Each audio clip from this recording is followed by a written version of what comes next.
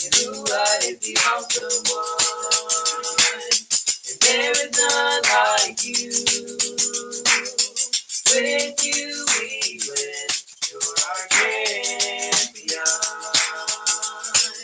With you we can't lose, we always win, you're our champion. Oh,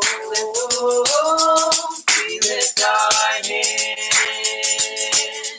we lift our voice to celebrate our champion. We sing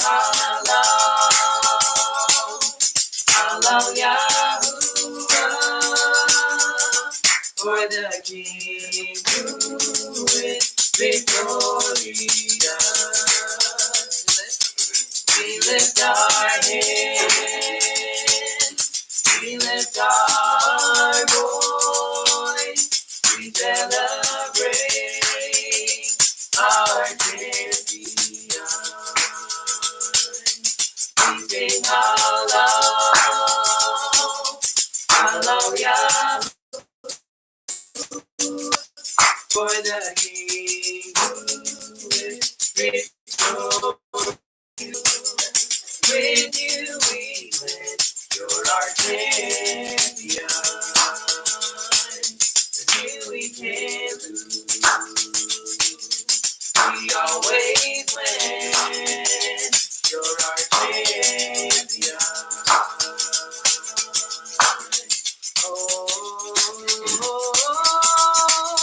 Yahuwah is the awesome one, and there is none like you. With you we win, you're our champion. With you we can't lose, we always win, you're our champion.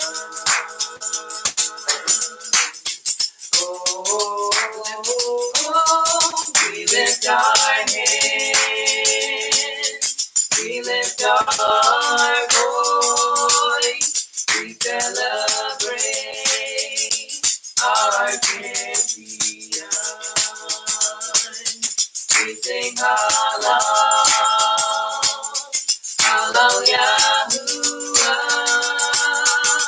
for the King who is victorious. We lift our hands, we lift our voice to celebrate our champion. We sing Hallelujah,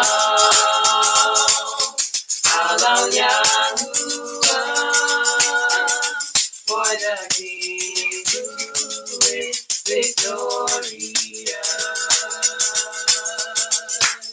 Yahuwah is the awesome one, and there is none like you. With you we win, you're our champion.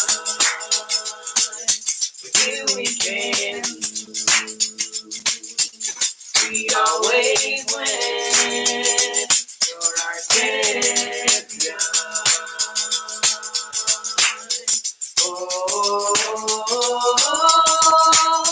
Yahuwah is the awesome one, and there is none like you.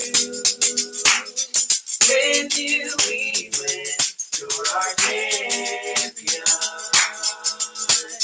With you we can't lose, we always win, you're our champion.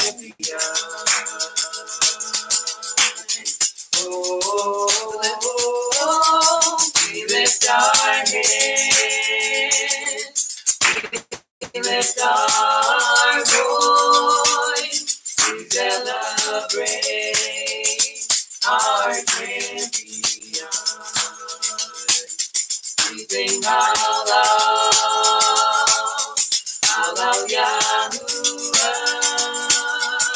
for the King who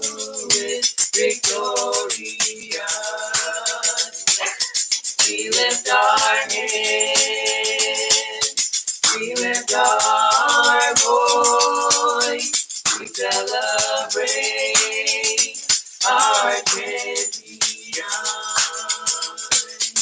We sing Hallelujah,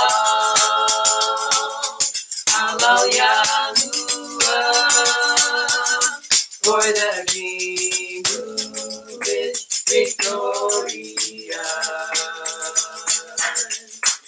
Yahuwah is the awesome one, and there is none like you. With you we win, you're our champion. With you we can lose, we always win, you're our champion.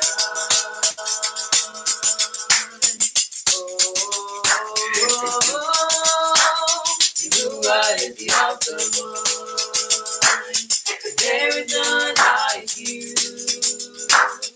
With you we win, you're our champion. With you we can lose, we always win, you're our champion.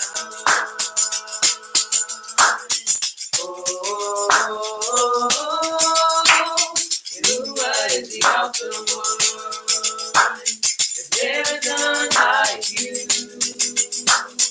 With you we win, you're our champion. With you we can lose, we always win, you're our champion.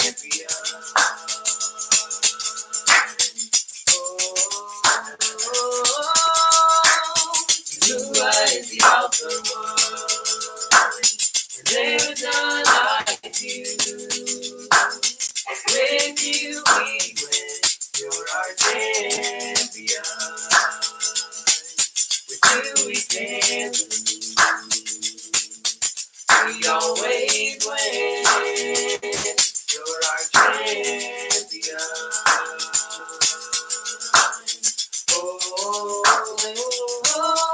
We lift our hands,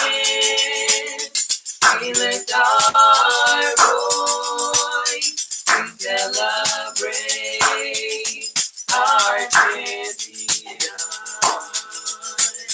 We sing Hallelujah,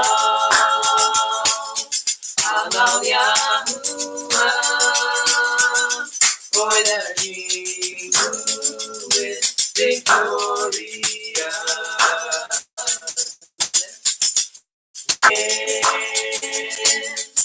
We lift our voice, we celebrate our champion. We sing Hallelujah,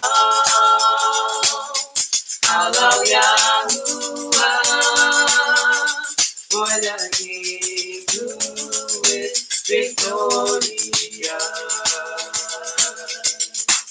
Yahuwah is the awesome one, and there is none like you. With you we win, you're our champion. With you we can lose, we always win, you're our champion.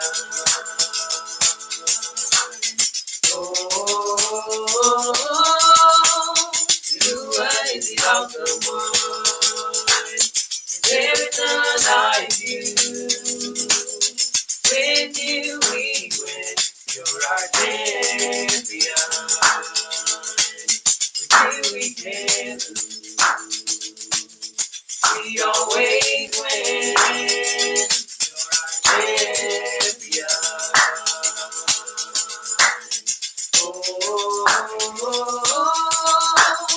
Yahuwah is the awesome one, and there is none like you. With you we win, you're our champion.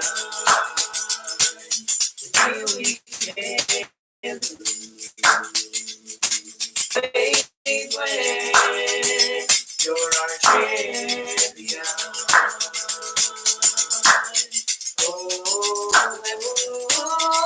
We lift our hands, we lift our voice, we celebrate our champion. We sing halal Yahuwah, for the King who is victorious. We lift our hands, we lift our voice, we celebrate our champion. We sing halal Yahuwah, for the King who is victorious. Yahuwah is the awesome one, and there is none like you. With you we win, you're our champion. With you we can't lose, we always win, you're our champion.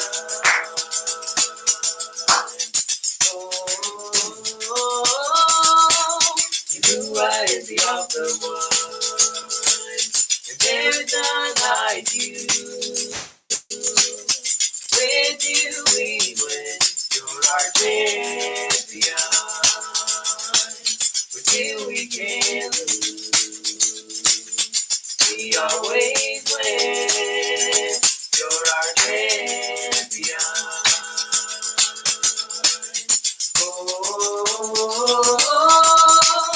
Yahuwah is the awesome one, and there is none like you.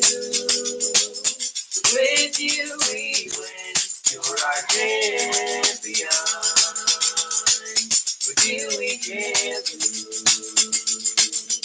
we always win, you're our champion.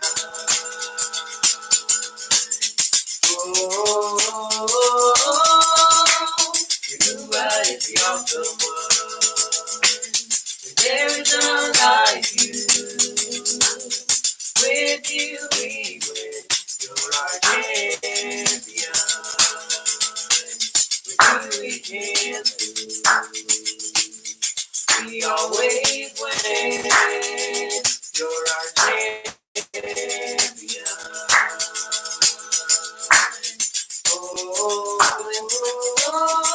We lift our hands, we lift our voice, we celebrate our champion.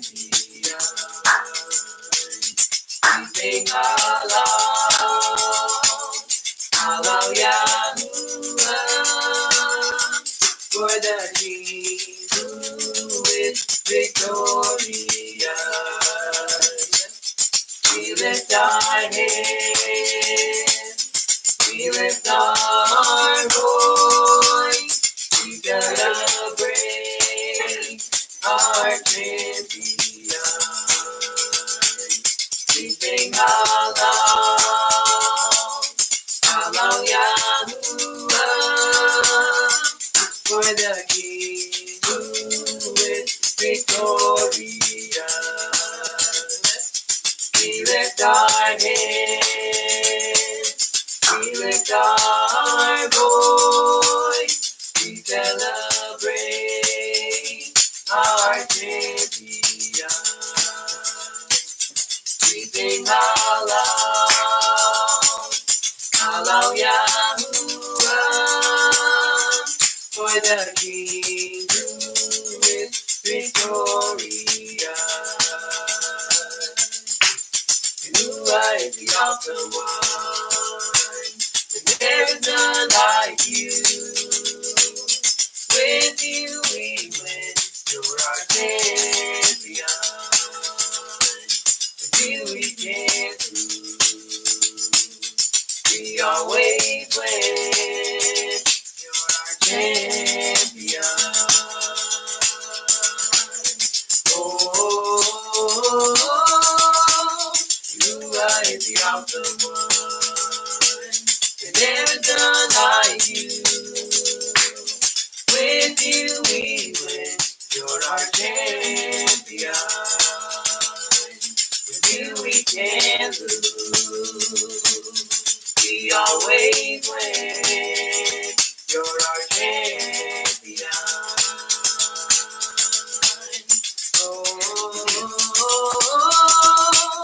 Yeshua is the awesome one. And there is none like you. With you we win. You're our champion. With you we can't lose. We always win. You're our champion.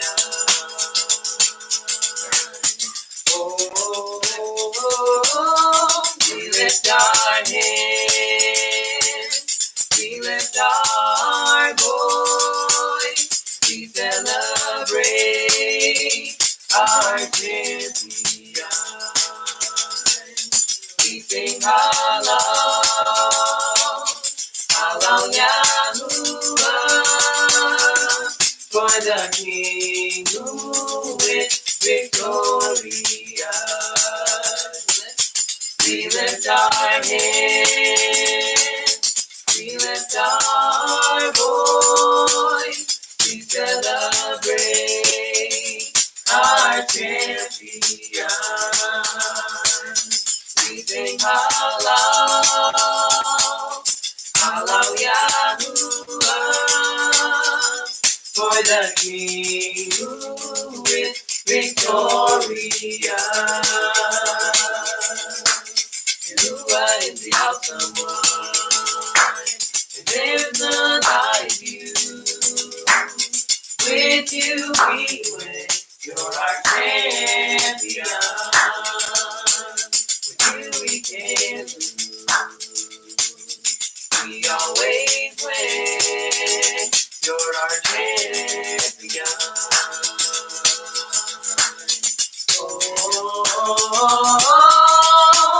Yeshua is the awesome one, and there's none like you. With you we win. You're our champion. With you we can't lose. We always win. You're our champion.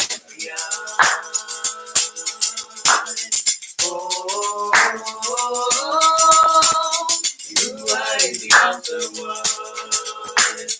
There is none like you. With you we win. You're our champion. With you we can't lose. We always win. You're our champion.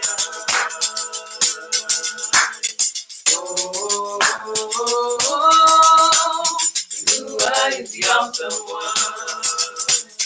There is none like you. With you we win. You're our champion. With you we can't lose. We always win. You're our champion.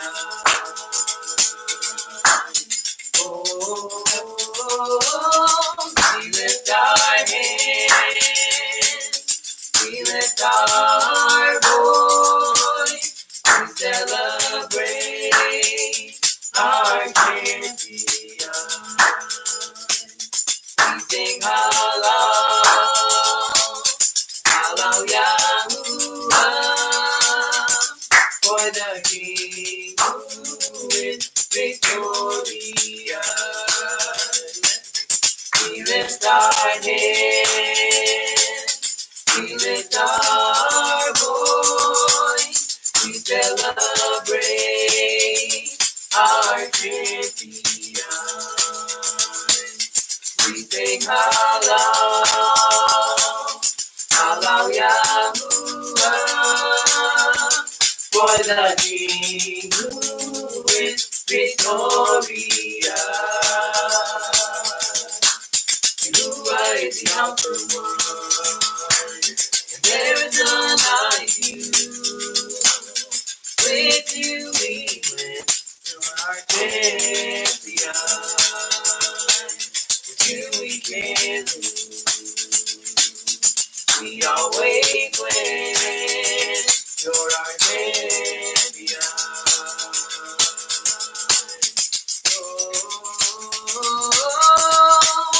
You are the awesome one. And there is none like you. With you we win. You're our champion. With you we can lose. We always win. You're our champion.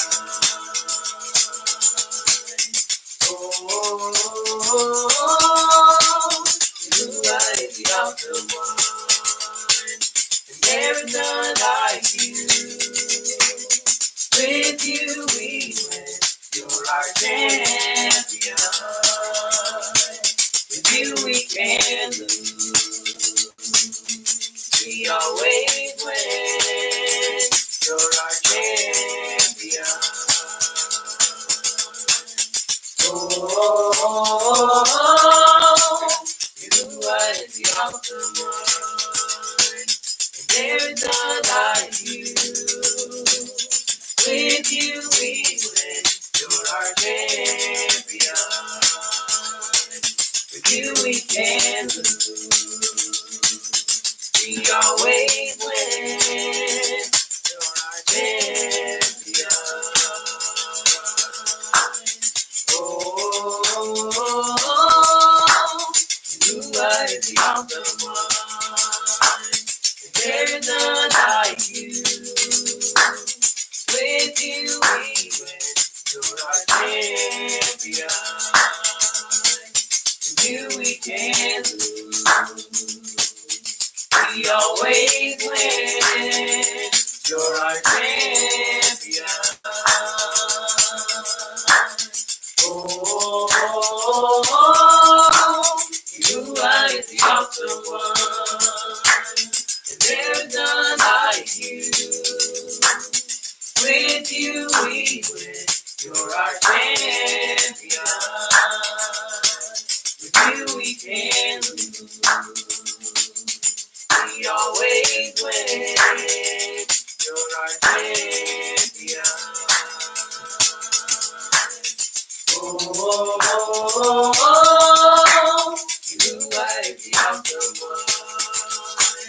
And there is none like you. With you we win. You're our champion. With you we can lose. We always win. You're our champion. Oh, you are the awesome one. There's none like you. With you we win. You're our champion.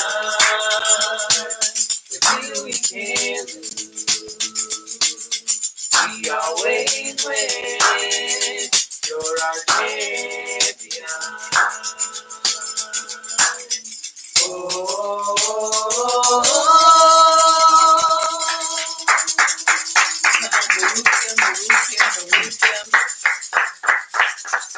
worthy is our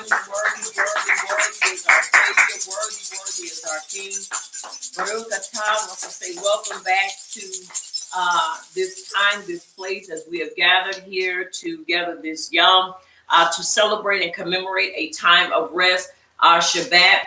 I want to say once again, welcome to the messengers of Yahuwah's Hebraic Belief Ministries as we have gathered together here to celebrate, to commemorate, and also to study in this our time of Shabbat.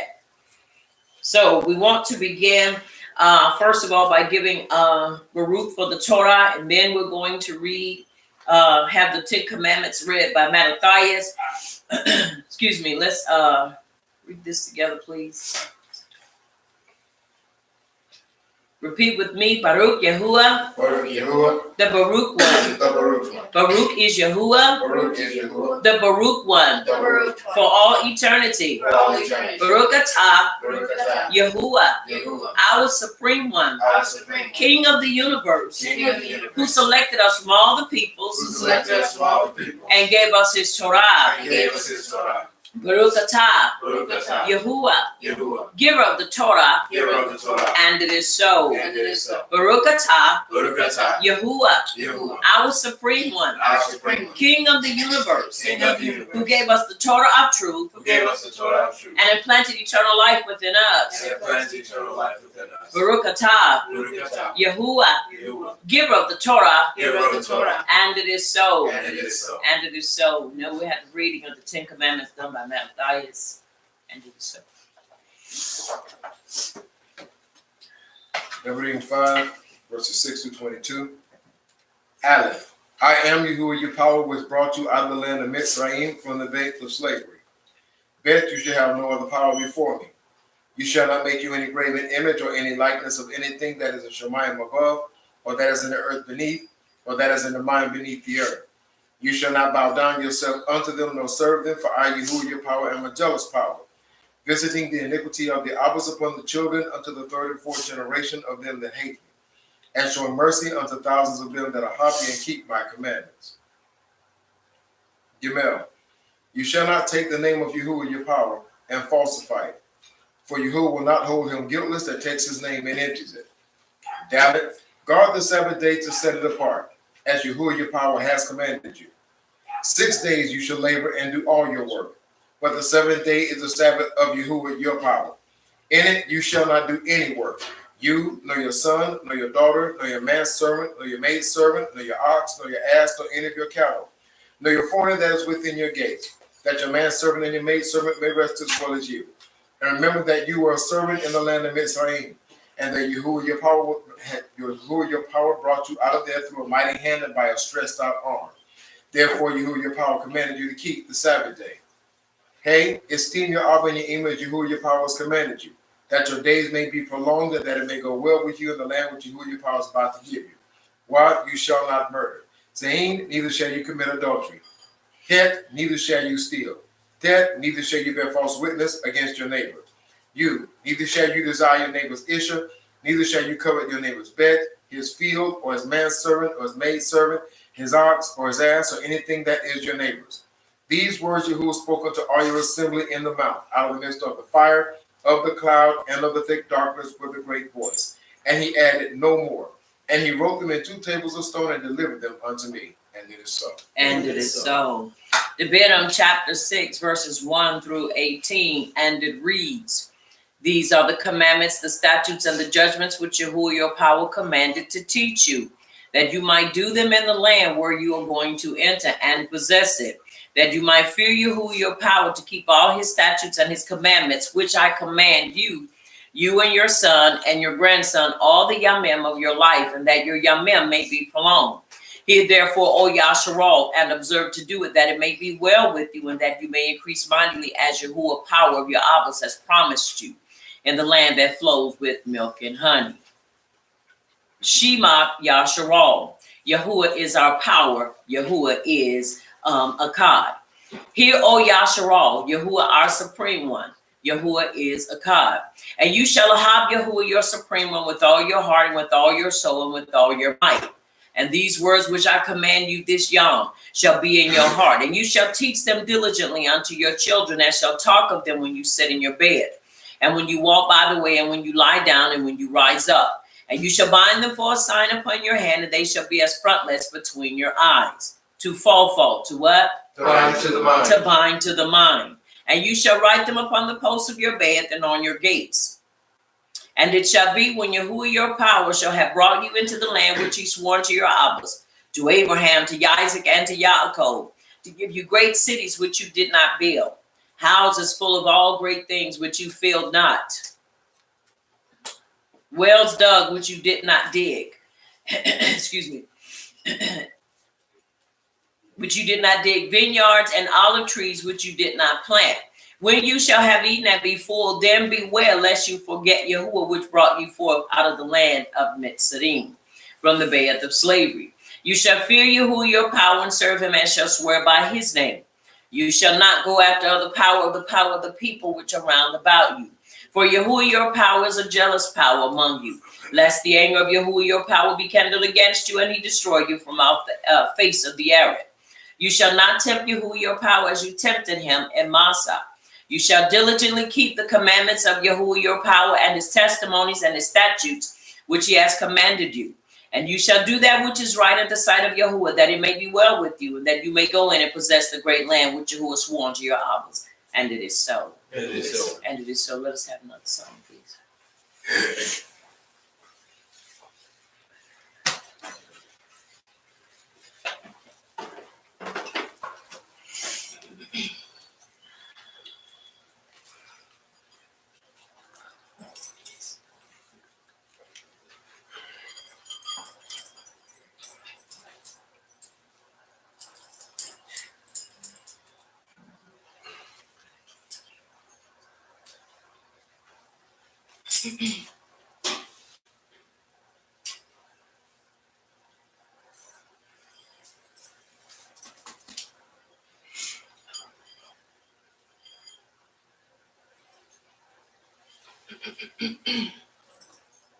I will Baruch Yahuwah, O my soul, and all that is within me. Baruch his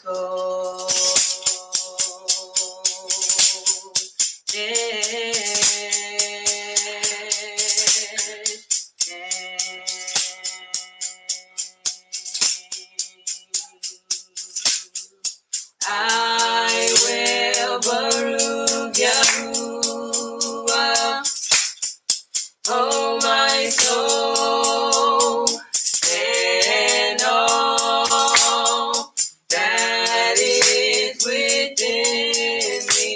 Baruch his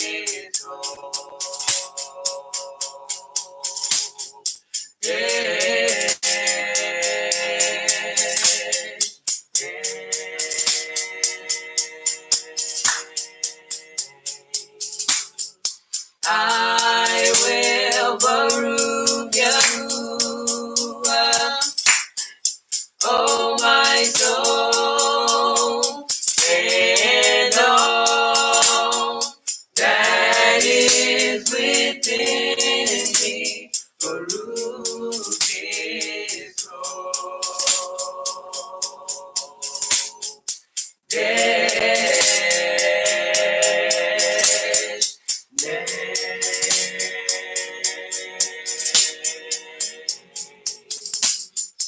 I will Baruch Yahuwah,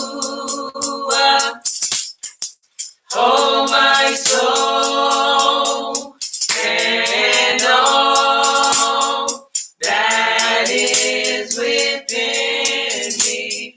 Baruch his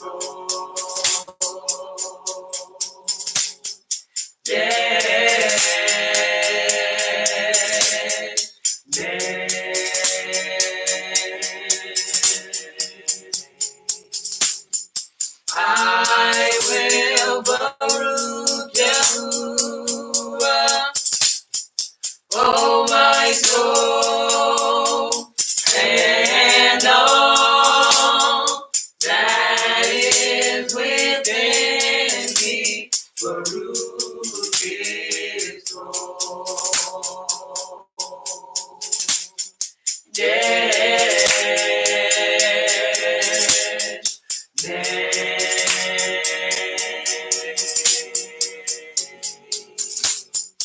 I will Baruch Yahuwah, O my soul, and all that is within me. Baruch his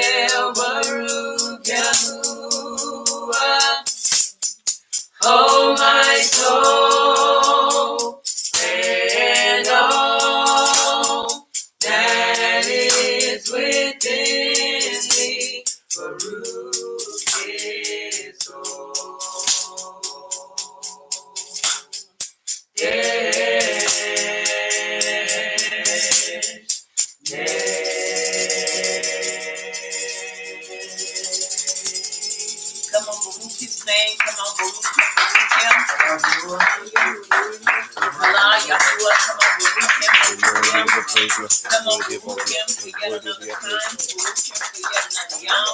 Baruch him, Baruch him, Baruch him.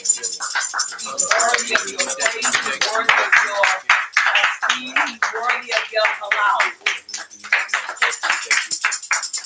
We praise you, we praise you, we praise you for all that you're doing, all that you've done, and all that you're yet going to do.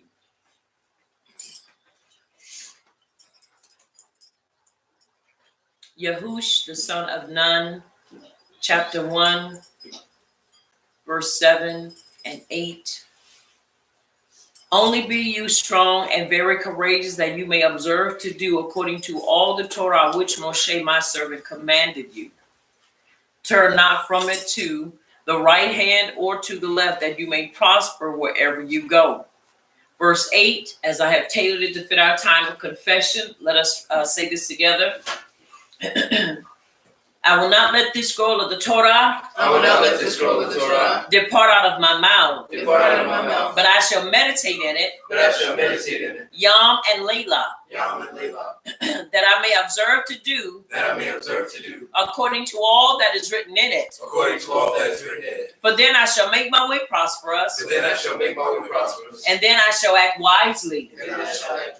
Now look at your neighbor and tell your neighbor, you shall act wisely. And you shall act wisely. Look at your other neighbor and tell your other neighbor, and you shall act wisely, and you shall act wisely. Take your hand and place it over your heart and say, Abba Yahuwah, I shall act wisely. Come on, Abba Yahuwah, I shall act wisely. I endeavor to act wisely. I endeavor to act wisely. I endeavor to act wisely. And it is so. And it is so. Come on, put your hands together. And we'll read All right, let's have another song, please.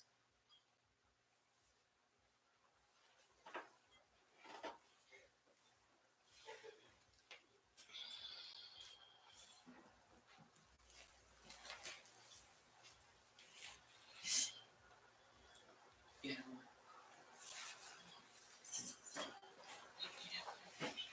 Okay, thanks unto Yahuwah.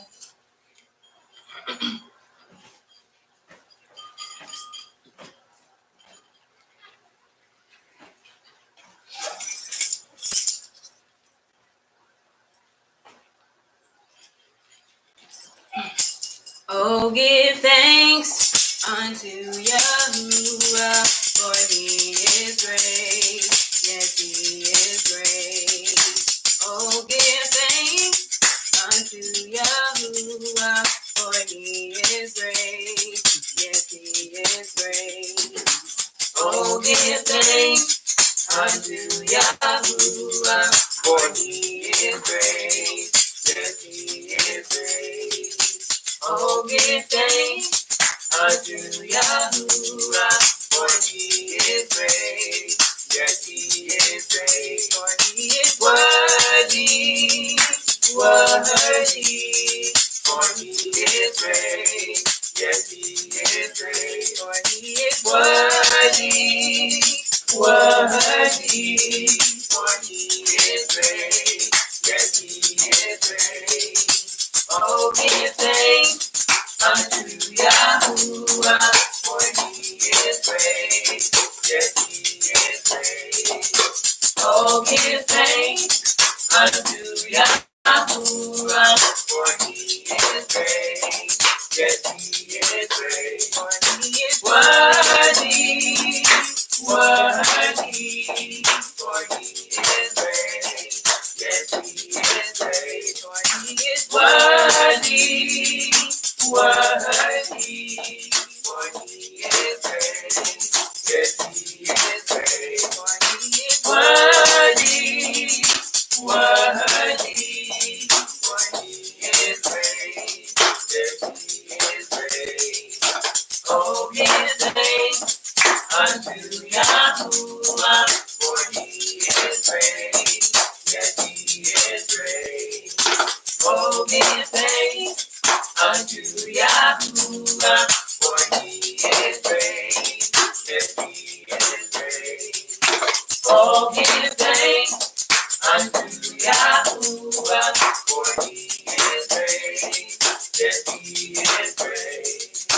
Oh, give thanks unto Yahuwah, for he is great. Yes, he is great. For he is worthy, worthy, for he is great. Yes, he is great. Worthy, worthy, for he is great. Yes, he is great. Worthy, worthy, for he is great. Yes, he is great. Worthy, worthy, for he is great. Yes, he is great. Worthy, worthy, for he is great. Yes, he is great. Oh, give thanks unto Yahuwah, for he is great. Yes, he is great. Oh, give thanks unto Yahuwah, for he is great. Yes, he is great. For he is worthy, worthy, for he is great. Yes, he is great.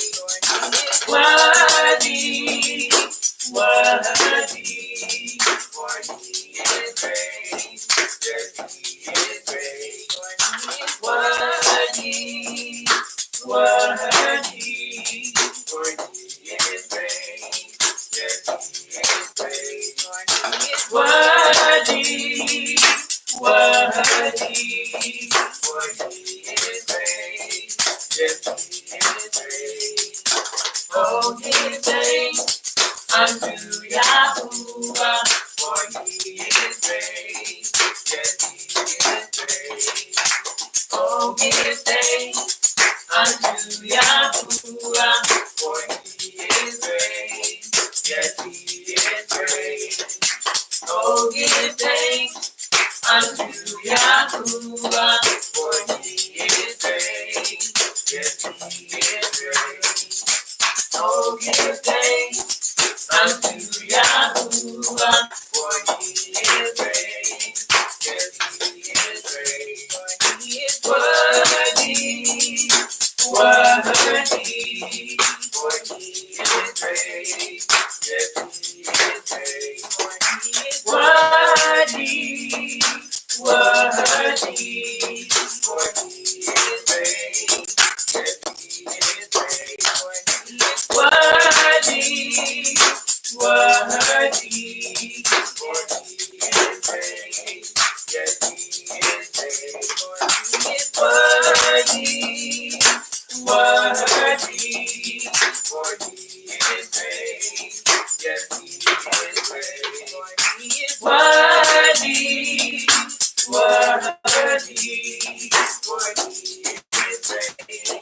Yes, he is great. He is worthy, worthy, for he is great. Yes, he is great. He is worthy, worthy, for he is great. Yes, he is great. He is worthy, worthy, for he is great.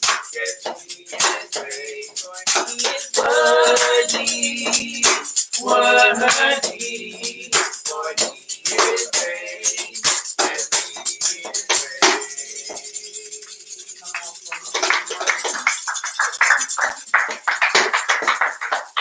Come on, he's worthy, he's worthy, he's worthy, he's worthy, he's worthy, he's worthy, he's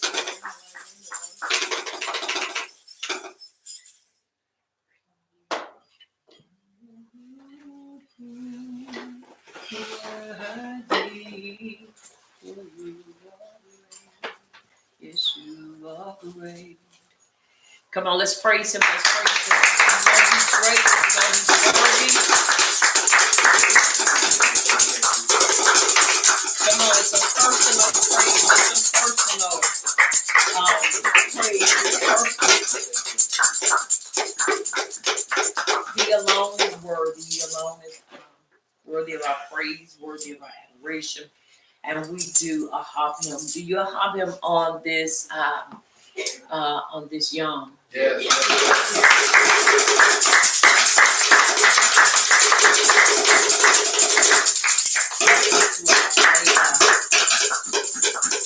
Allow us to wake up in our health, our strength, and in our right minds. So we do appreciate him and we do praise him.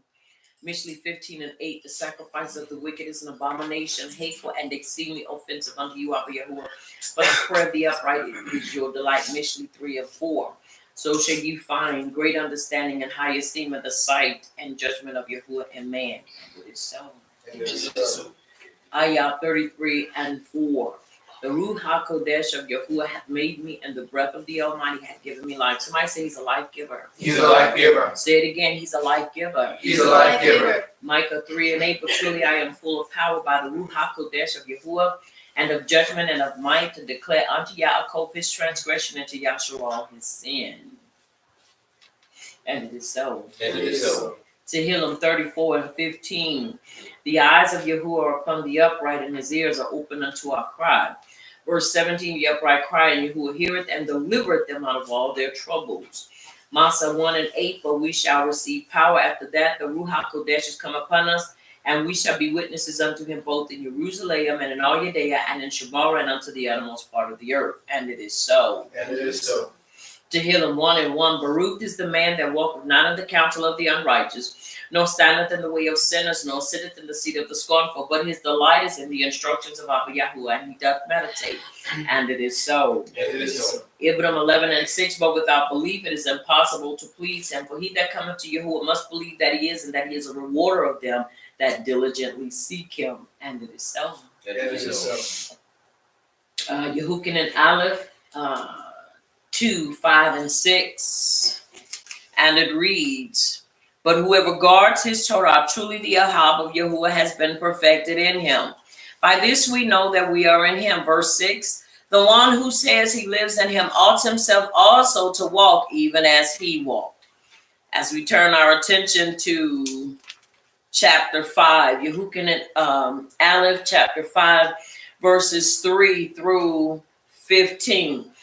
Very important, and the reason I always read this is to always keep us aware and always keep us mindful of the writings. I was looking at a post just the other day, and I unfriended the person because this person was saying that the renewed covenant, which we have come to understand because of Christianity and the church fathers, basically says that this is the new covenant. And not the renewed covenant. Said that this was that these writings were good for nothing but to wipe his behind with. When he made that comment, I was through. I was done. I was through having patience with that individual. And the reason being, you have to understand there's a lot that is entailed with the writings in the renewed covenant. Many people fail to understand that in order for the writings to have even come forth, they based it upon the Torah. These were Torah-believing people. Right. And so, yes, we know that there were some things that were transliterated, and some stuff that was just falsified. But just because a few things were misconstrued, misinterpreted, and just plain erroneous does not mean that we throw the whole thing away. Just like we said, don't throw the baby out with the bathwater. Right. Well, we understand you're not supposed to do that. And so it is important that we find ourselves building our belief and staying strong in the writings and not allowing people's opinions and even what people find, because it's a lot of information out there. And because it is a lot of information out there, it is important that we pray, that we seek the heart of Abba Yahuwah, that we may know what is valid, what is right, and what is not. Very important for us to understand this. And so in chapter 5, Yehukanan was dealing with and facing the very same perils and the very same situations that we face, where he was dealing with Gnosticism, where he was dealing with the arrogance of people that didn't believe in the Mashiach, But he wrote this to encourage us and to encourage those to hold on and not let go. Once again, it's important that we understand this is the renewed covenant. This is the extension of the first covenant. And so because it is the extension, what we like to say is it's fleshed out. It is important that we understand the principles and understand, yes, there are certain things in here that have been misconstrued. There are certain verses in here that need to be, excuse me, expounded on so that truth will always prevail. And so it's important that we understand that. Once again, we're looking at chapter 5, Yehukin and Aleph, verses 3 through, we're going to start with 2. No, I'm going to start with verse 1. I'm going to start with verse 1. We're going to read all the way to verse 15. Everyone who believes that Yahushua the Mashiach has been born of Yahuwah, and everyone who ahabs the one bringing forth also ahabs the one having been born of him. By this we know that we ahab the children of Yahuwah when we ahab Yahuwah and guard his commands. For this is the ahab for Yahuwah, that we guard his commands, and his commands are not difficult, because everyone having been begotten of Yahuwah overcomes the world. And this is the victory, or this is the overcoming that has overcome the world, our belief. Who is the one who overcomes the world but he who believes that Yahushua is the son of Yahuwah? That's a question. This is the one that came by water and blood. Yahushua Mashiach, not only by water, but by water and blood. And it is the Ruach who bears witness, because the Ruach is the truth. Because there are three who bear witness, the Ruach and the water and the blood, and the three are in agreement. Right. Are y'all following me? Yes. If we receive the witness of men, the witness of Yahuwah is greater, because this is the witness of Yahuwah, which he has witnessed concerning his son. The one who believes in the son of Yahuwah has the witness in himself. The one who does not believe Yahuwah has made him a liar, because he has not believed the witness that Yahuwah has given concerning his son. And this is the witness that Yahuwah has given us eternal life, and this life is in his son. He who possesses the son possesses life.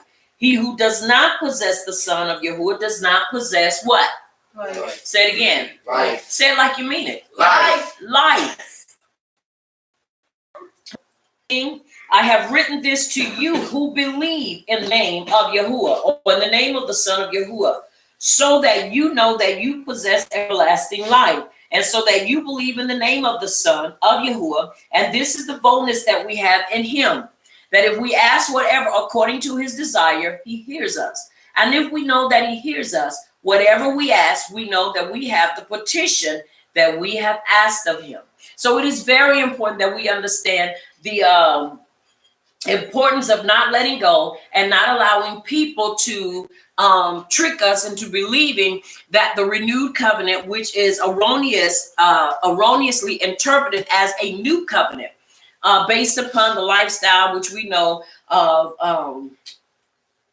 many that say it's based on the lifestyle of Jesus, in which it is, but we know we don't follow that, right? Yes. So because we know it is not, that we do not follow Jesus, that we follow Yahushua Mashiach, it is important that we understand. And this is why I always say it is important that we have the right information to help us to solidify and to help us build upon those principles, because without those, we will miss it. It's just like trying to work on a bicycle. There are different manuals for different bicycles. And because we know that if you have what they used to call them Schwinn, I think those were the best kind of bikes that you could ever have. Then there was another type of brand. Then you had the knockout brand, what we call knockoff. In other words, a generic or general brand bicycle, which was just bicycle. But when you got ready to put bicycles together, you just could not use just a general manual. You had to have that specific manual for that specific style or type of bike. Why? Because there are certain things that only that manual has for that bike or that bicycle. And it's the same thing with us. Because we are walking in truth, we have to also find material that supports what we are walking in. And so it's very important that we understand, and I will say this, and many may not like it, but it's all right. The King James Version is the worst version you can ever have. Right. I'm going to say that again. The KJV is the worst version you can have, because that version is it was never tailored for us to ever be able to find who we really are. It was never written for us anyway. It was written based upon the structure and the guidelines for Christianity. So it is important that we understand, if you're going to do right, then you have to have the right information that will help and support you in this walk. That's right. And it is so. And it is so. And it is so very important for us to understand that. All right, we have come to this portion where we are going to do our affirmation. And after we do our affirmation, we're going to go right into our declaration. And so I ask that everyone repeat with me as we do our affirmation.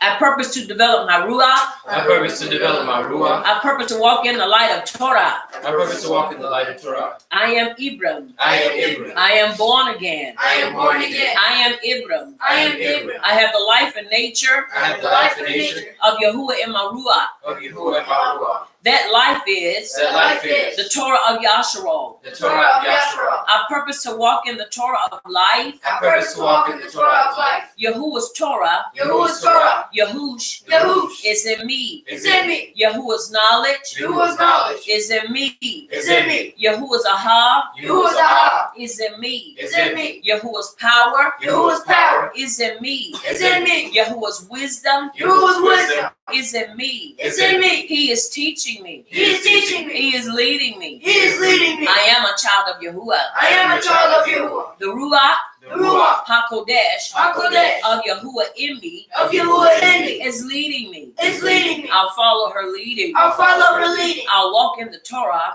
I'll walk in the Torah. Yahush, Yahush. our Mashiach. Our Mashiach. And it is so. And it is so. And it is so. And it is so. Now, as we prepare to do our declaration, repeat this with me. Abba Yahuwah, Abba Yahuwah, in the name of Yahush, in the name of Yahush, our Mashiach, our Mashiach, we subdue ignorance we subdue ignorance with Torah knowledge. With Torah knowledge. And through this knowledge And through his knowledge of Torah truth, of Torah truth, we claim healing, we claim healing, shalom, shalom, deliverance, deliverance, and salvation. and salvation. We decree We decree Torah truth Torah truth in the lives in the lives of your people, of your people, our people, our people, Yasharal. Yahshua. We unite We unite, not to fight, not to fight, not to fight not to fight each other, each other, each other, each other, but the enemy but the enemy of our belief. of our belief. And it is so. And it is so. I decree a time of rest, shalom, and truth in Yahuwah. And it is so. And it is so. And it is so. Now, as we stand before our King to bow before him,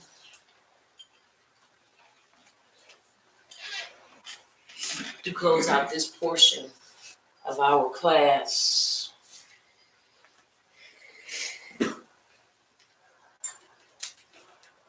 Oops. All right, let us bow before our King. Let us recite this together.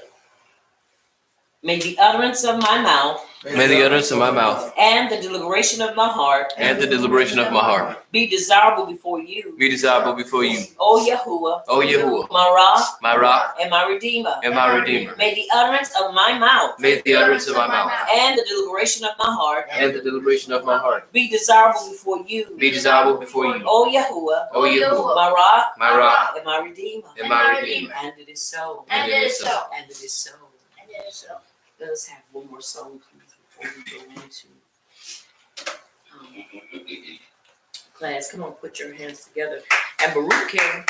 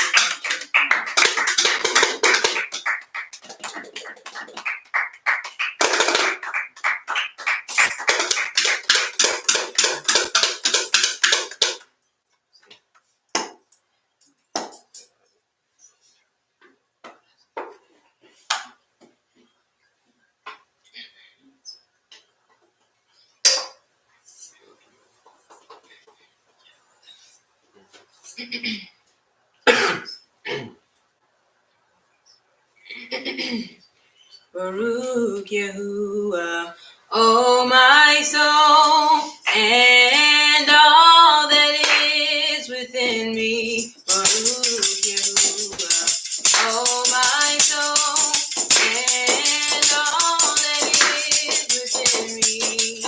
I will baruch your name. I will baruch your name. I will baruch your name. I will baruch your name. Baruch Yahuwah, oh my soul, and all that is within me. Baruch Yahuwah, oh my soul, and all that is within me. I will baruch your name. I will baruch your name. I will baruch your name. I will baruch your name. Oh my soul, and all that is within me. Oh my soul, and all that is within me. I will baruch your name. I will baruch your name. I will baruch your name. I will baruch your name. Oh my soul, and all that is within me. Oh my soul, and all that is within me. I will baruch your name. I will baruch your name. I will baruch your name. I will baruch your name. Oh my soul, and all that is within me. Oh my soul, and all that is within me. I will baruch your name. I will baruch your name. I will baruch your name. I will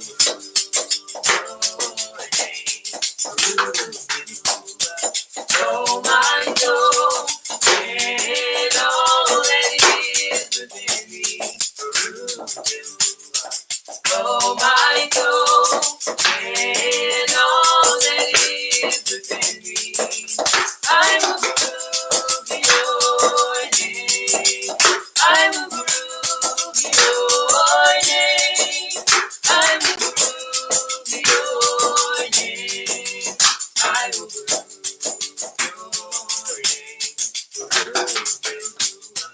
oh my soul, and all that is within me.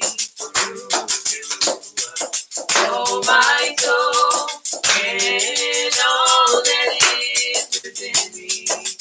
I will baruch your name. I will baruch your name.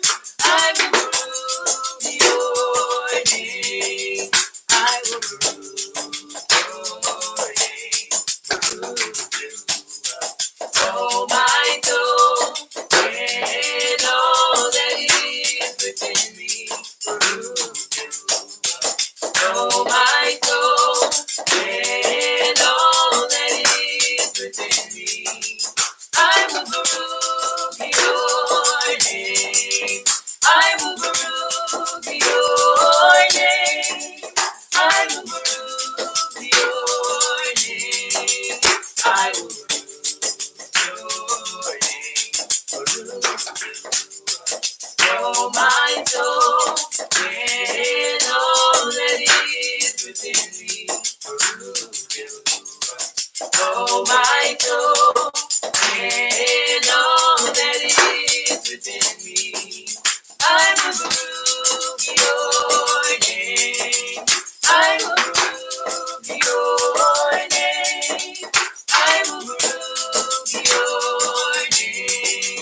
I will your name. Oh, my soul, and all that is within me. Oh, my soul, and all that is within me. I will prove your name.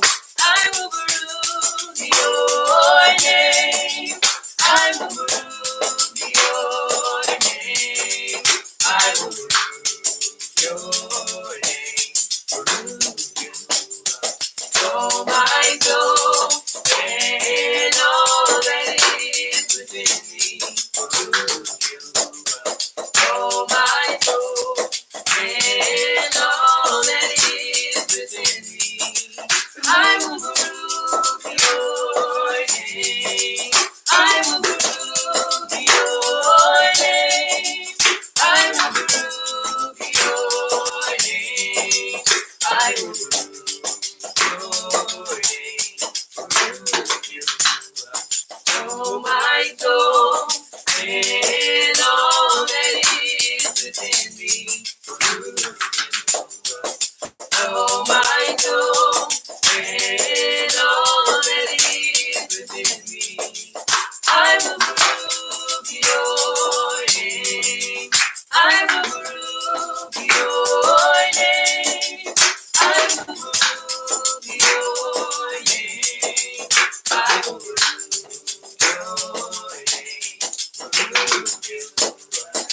oh, my soul, and all that is within me. Oh, my soul, and all that is within me.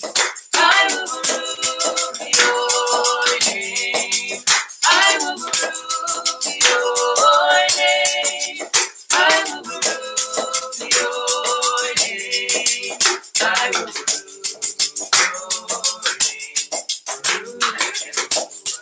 oh, my soul, and all that is within me.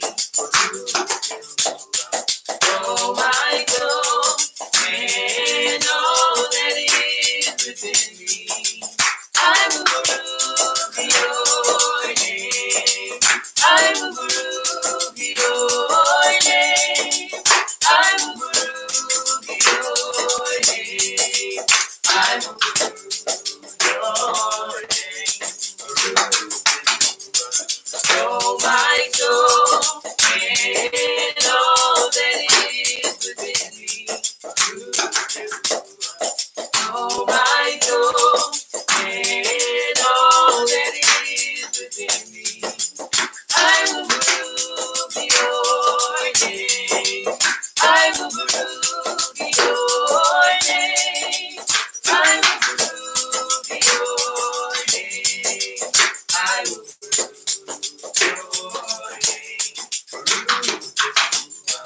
oh, my soul, and all that is within me.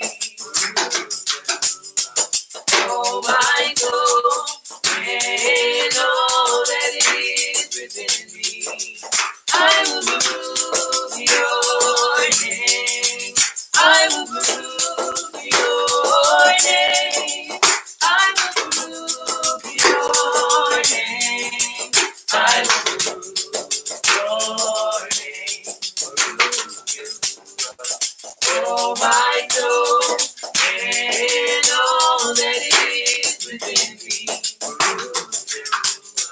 Oh, my soul, and all that is within me. I will prove your name. I will prove your name. I will prove your name. I will prove your name. Oh, my soul, and all that is within me. Oh, my soul, and all that is within me. I will prove your name. I will prove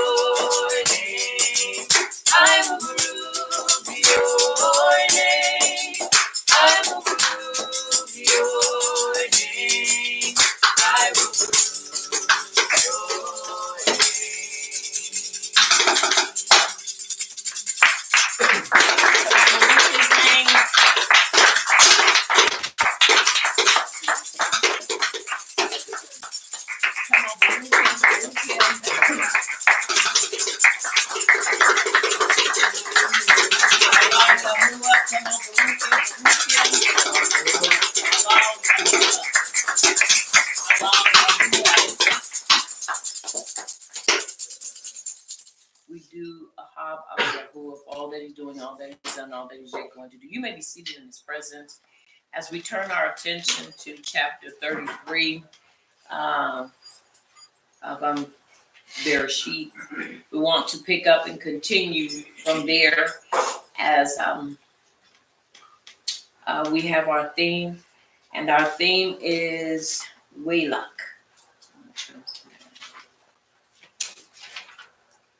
Wayishlach. And it means, excuse me, and he sent.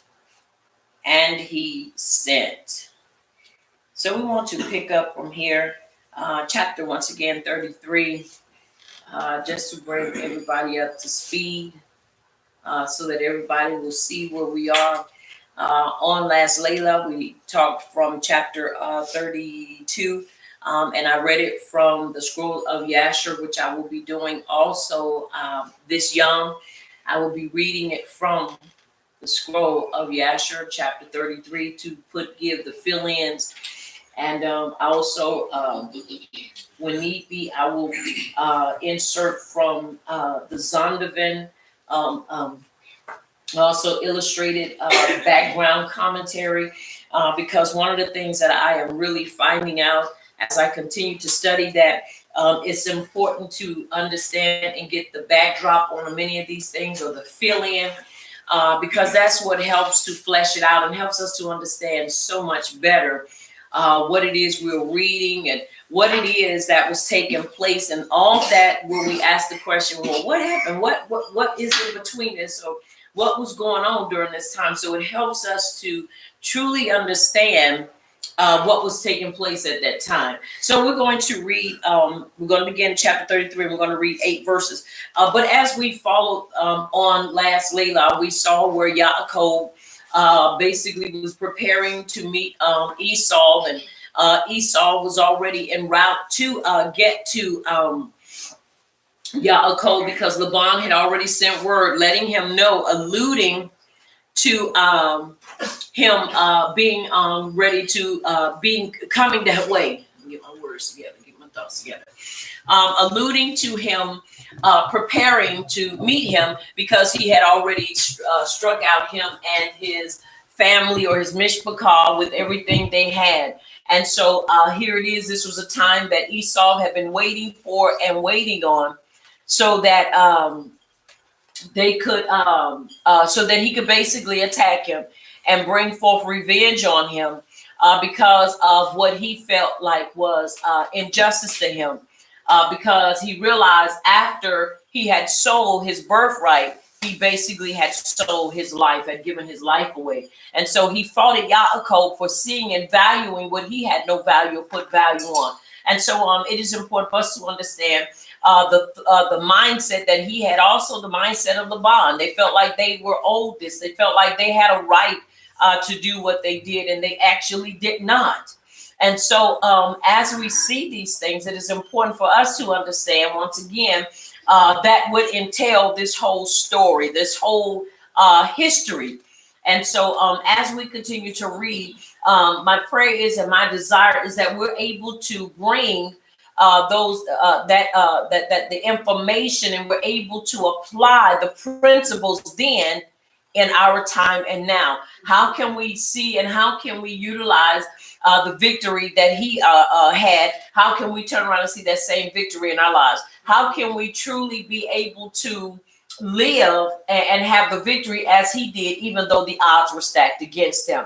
And so as we continue to read, once again, my prayer is that we're able to see, we're able to understand, and we're able to grab from what we are reading, and not say, well, that happened to them, and this is our time now, so we really can't get anything, but we actually can.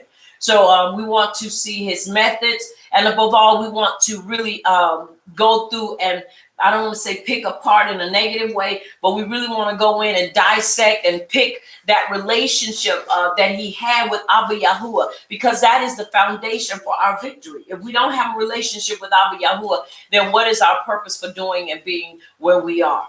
And so it's very important that relationship is the key, and it is the foundation, not just to our survival, but to our thriving and moving forward. So we want to continue in chapter 33, beginning at verse 1. And we want to read, once again, 8 verses. So when you have it, saying it is so, and let's begin.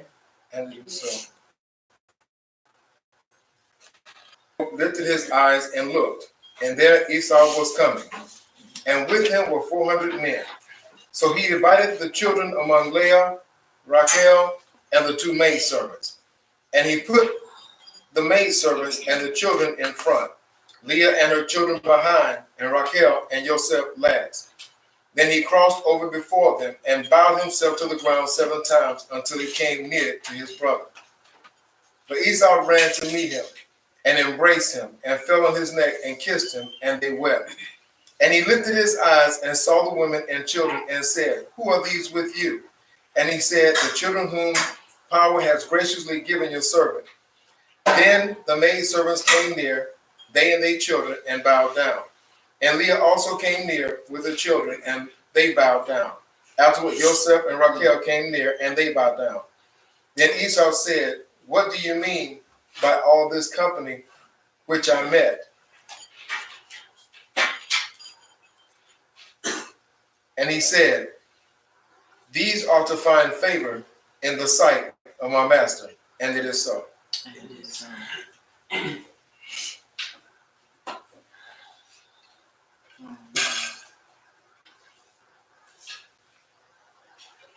All right, let's look at this.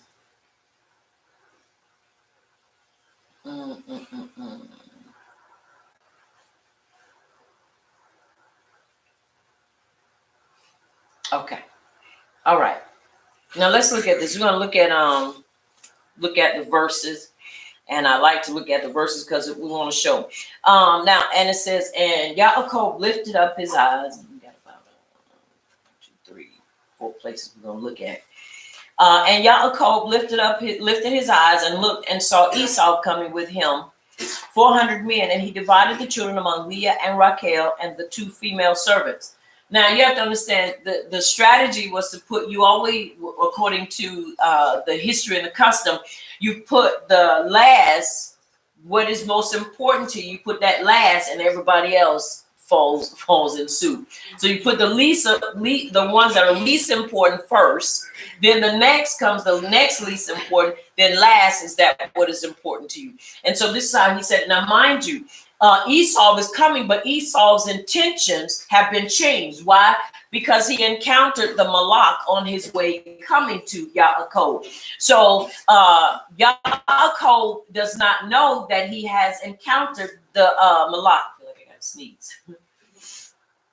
And so the Malak met him, and the Malak, there was 4 waves of the Malak, the warriors that had passed through, and it was those Malak, and it said that when they appeared to Esau, they appeared to him to be thousands of warriors that belonged to Yaakov. And so by the time Esau gets to Yaakov, his heart, his demeanor, and his whole purpose has changed. Why? Because it has been thwarted by the Malak. So, but Yaakov does not know this. So by the time Yaakov gets to them, he's ready and he's bowing before him because he looks at him as his superior. So now you got to understand what it meant. Bow down to the ground 7 times. This practice is a tested protocol used when a vassal has an audience with his superior. So you have to understand, Yaakov was looking at Esau as his superior, but Esau in return was doing the very same thing because of the Malak that he had encountered. So you got to see this thing kind of going on right here. It's like he's looking at him, and I'm sure in his mind he's probably thinking, okay, is this the same one they were telling me about? So why is he bowing to me? So this is why, once again, and this is what you do. And even when you see in other cultures, when they bow, it is in respect because they're showing that they are superior. Are you following me? Yes. And most of the time they bow to each other. So they both regard each other what? In that same what? Position as both being what? Superior. This is why what our Asian mishpachah, when you see them, they bow. Because it's to show their respect. All right. Now, as we look, we see in verse 4, and Esau ran to meet him and embraced him and fell on his neck and kissed him, and they wept. Now, you have to understand that was a shock to him because he was not expecting that. He was expecting him to fall on his sword. Are you hearing me? He was expecting there to be some type of physical altercation. And so, with that being said, it was not. And so, when they embraced one another, they were able to release and to weep. Now you have to understand, I'm sure that was a scene out of this world. Right. To see two brothers had been estranged for 20 years to meet and embrace one another and weep. Because I'm inclined to believe with all my heart that it wasn't always like that, and that bitterness and that animosity was not always there. Are you following me? Yes. And so it was that time that we see reconciliation for a brief moment. Verse 5, and he lifted his eyes and saw the women and children and said, who are these with you? And he said, the children with whom power has esteemed your servant. So now he's looking because he see now that he has been baruched with a family or a mishpachah, and now he has expanded. Are you hearing me? Yes. All right. All right. And so now we see this. Now, once again, let's look at this. Like I said, we're going to look at it from 2 to 3 different perspectives. Now, we're going to look at verse 5. And it also says, who are these with thee? Are they your children or your servants? So he's asking, are they your children or are they your servants? And he replies, they're his children. He asked about both the children and the women, whereas Yaakov answered with a delicacy of feeling only about the former, wherefrom Esau could understand that the women were his wives, so that he could also understand. Now you have to understand something. Now this is where it really kind of gets where you can kind of see now where here it is too, being standing before each other. One leaves, and I can assure you that when he left, 9 times out of 10, it was never in his intentions to bring back 4 wives. Are you hearing me? Yeah. Whereas Esau deliberately went and got what? 2 to 3 wives. So you have to understand, it's kind of like, okay, wait a minute, you did the same thing that I did. And so you can imagine the looks that were given and the questioning that went on in his mind. Okay, you have 4, and I have, I think at that time he had 3. And so it's important that we see that. All right. Then the female servants came near, verse 6, they and their children, and bowed themselves. And Leah also came near with her children. They bowed themselves. And Joseph and Rachel came near, and they bowed themselves. Then Esau said, what do you mean by this company which I met? And he said to him, esteem in the eyes of my master, to find esteem in the eyes of my master. Once again, trying to get an understanding of why did you present them to me? Once again, you have to understand how we present ourselves in situations determines really how that situation is going to turn out. If you go with the mentality, now what if he would have sent his warriors, which we already know the Malak had already gone forth with 4 way count. When he would have got to him, he would have sent more warriors. Then he would have been on guard, and he would have been basically, in spite of what the Malak had done, he would have still been ready to go to battle with him. But because in the manner he's sending, you have to understand you're sending women and children first. You follow me? Yes. Or you're going first, then you're presenting it and you're showing that your intentions towards that person is not hostile. You know, you're not trying to create a hostile environment. We want to diffuse those type of environments. And so to do so, you have to use wisdom and you have to have some type of strategy. Are you following me? Yes. All right. Now, we're going to read it from the scroll of Yashar. And it's in chapter 33, verse 52. And Yaakov lifted up his eyes and looked, and behold, Esau was at a distance coming along with many men, about 400. And Yaakov was greatly afraid of his brother. He was afraid of him. And I'm sure, once again, the reason he was afraid of him is because he knew what type of man he was. And Yaakov hastened and divided his children unto his wives and his maidservants. And his daughter Dinah he put in a chest and delivered her into the hands of his servants. So he kept the daughter left. And the reason, once again, as we read on last Layla, is because he was afraid that he would have taken a liking to her and possibly taken her. But the thing of it is, with the scribes and the scribes, and the rabbis, they said the reason why this thing ended up coming upon them in Shechem is because instead of him allowing her to be a, I won't say buffer, but her presence to really nullify and to extinguish certain things, he was afraid and he allowed fear to put her away. Whereas many of them said that it was a possibility that she could have basically turned that whole situation around completely. But because he didn't have any belief in that area. So it's kind of where you can look and see from a parental perspective when you're dealing with someone that you kind of have a clue of the type of character they are. You don't want to present something that delicate, but at the same time, here it is, his niece. This is his niece, probably his only niece. Yeah, because he didn't have any other siblings. So, you don't want to do things that can truly make a situation worse than what it already is. And so they say, once again, later on, this is what happened. So he's only encountering these. And this could be possibly why he asked him also concerning this, is probably because Yaakov was, Esau was probably expecting to see a daughter. Because remember, Laban had already given word he was on his way and with what he had. So he probably was expecting to see a daughter.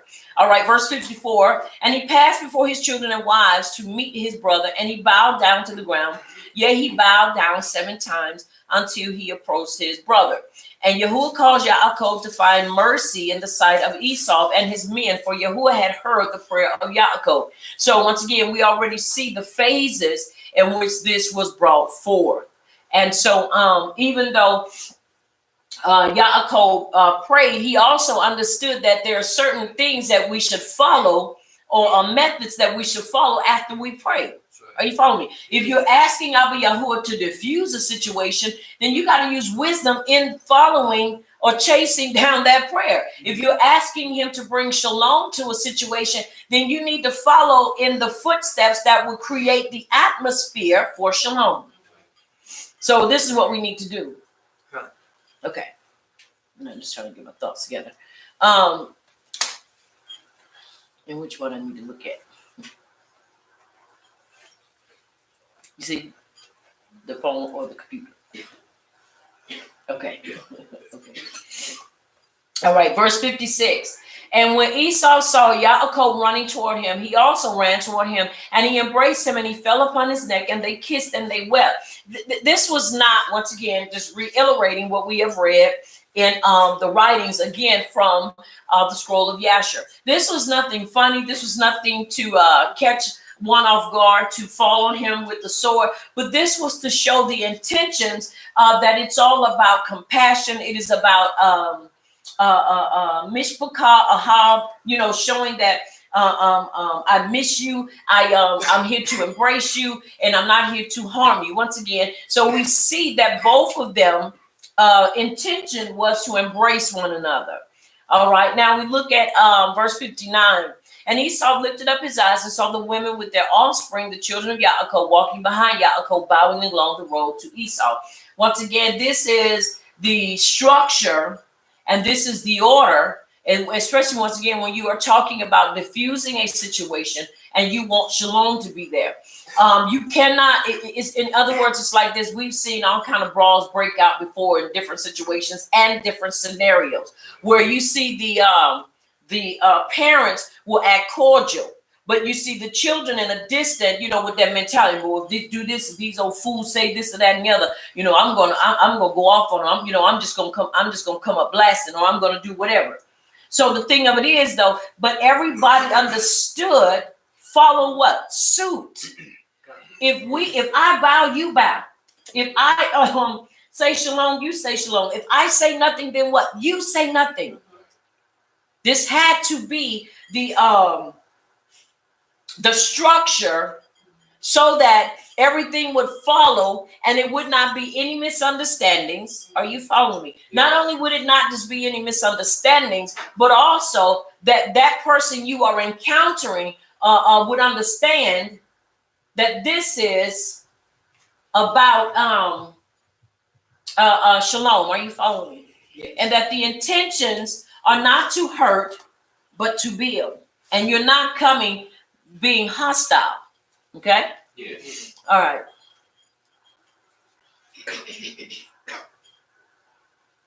All right, verse 60. And he asked, and Esau said unto Yaakov, who are these with thee, my brother? Are they thy children or thy servants? And Yaakov answered Esau and said, they are my children, which you who have mercifully given unto me. So once again, it's important that we understand. Now, when you read it just in the writings, let's see, verse 30, chapter 33. In verse 5 it says, and he lifted his eyes and saw women and children and said, who are these with you? And he said, the children of whom power has esteemed your servant. But in the scrolls of Yasher, it basically shows you that he didn't just ask him, are y'all following me? Yeah. Yes. He just didn't ask him, who are these? He asked him, are these your children or your servants? Okay, so he wanted to get that get that out of there. All right, verse 61. And whilst Yaakov was speaking to Esau and his men, Esau beheld the whole camp, and he said unto Yaakov, whence didst thou go? Didst thou get the whole of the camp that I met yesternight? And Yaakov said, to find esteem in the sight of my master, and that which is merciful, you who is mercy, gave to thy servant. Are you following me? Yes. Okay. Verse 62. And the present came before Esau, and Yaakov pressed Esau, saying, take, I pray thee, the present that I have brought thee, or brought to my master. And Esau said, wherefore is my purpose? Wherefore this is my purpose. Keep that which thou hast unto thyself. Verse 62. Why is he saying this? Because he wants him to understand. I said it on last Leela. 3 things when you are dealing with Esau. You want to make sure that you have these 3 things in place. Prayer, first of all, gifts of appeasement, and war. You want to make sure you have those 3 things. Why is it important to have those 3 things? Because those are the 3 ingredients that help to make, are you following me? Yes. And help build that what you need. You can always just go off, don't ever go off or half cop. Because nothing is solved when a person goes off half cop. Are you following me? Yes. Nothing is ever solved. All right, let's finish reading, please. Verse 8.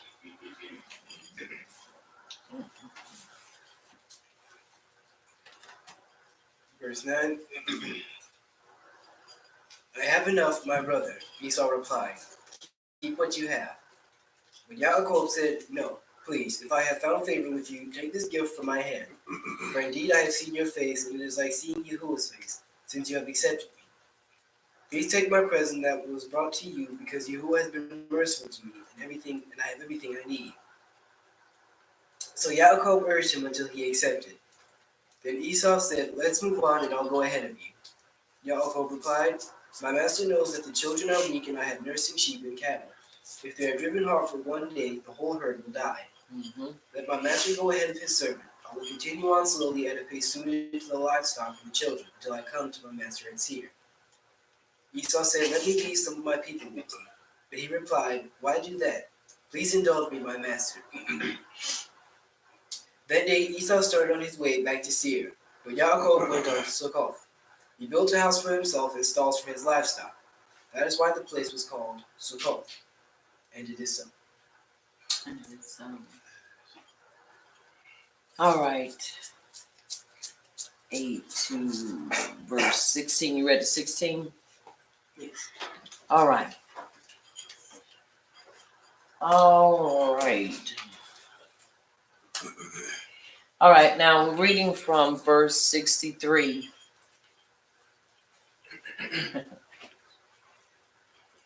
um, in the scroll of with Bereshit, chapter 33. But we're going to, once you read, I'm going to go over it in Yasher, the scroll of Yasher, verse 63. And look at the conversation. We're going to look at the conversation from this point of view, once again, from the scroll of Yasher. And Yaakov said, it is incumbent, upon me to give all this, since I have seen thy face, that thou still livest in shalom. So once again, a gift of what? Appeasement. Why? Because whenever you are dealing in war, you want to make sure that your strategy and that what you're doing is in line. Verse 64, and Esau refused to take the present, and Yaakov said unto him, I beseech thee, my master, if now I have found esteem in thy sight, then receive my present at my hand. For I have therefore seen thy face as though I had seen a power-like face, because thou wast pleased with me. In other words, he's like, hey, you're pleased with me. And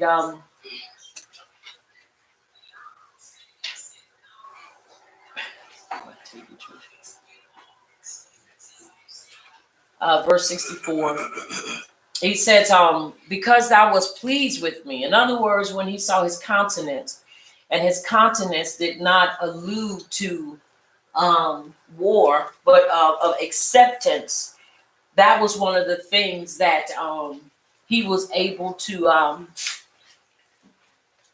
move forward with. Are y'all hearing me? Yes. And Esau took the present, and Yaakov also gave Esau silver and gold and bedelim, for he pressed him so much that he took them. In other words, it was like, no, no, no. I want you to have this. It is necessary that you have this. It is without fail that you take this at my hands. Are you hearing me? Yes.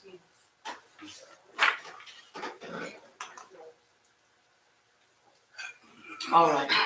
Now let's look at this real quick. We're going to look at the gifts. These gifts said, now remember what he pressed upon him. 200 gold, 220 gold, 220 sheep, 30 camel, 50 cows, 30 donkeys. Now, the reason that these gifts were selected, Yaakov's gifts served several functions, but above all are to indicate to Esau that Yaakov is not interested in taking anything that Esau may have inherited. So these gifts show him being generous. It is larger than many times would have been able to pay in tribute to conquering kings, even at later dates. Now, if Esau or his men had plunder on their mind, it saves them the trouble and makes the trip worth their time and effort. Now, this says Assyrian sources contain numerous lists of booty collected in their conquests. A list of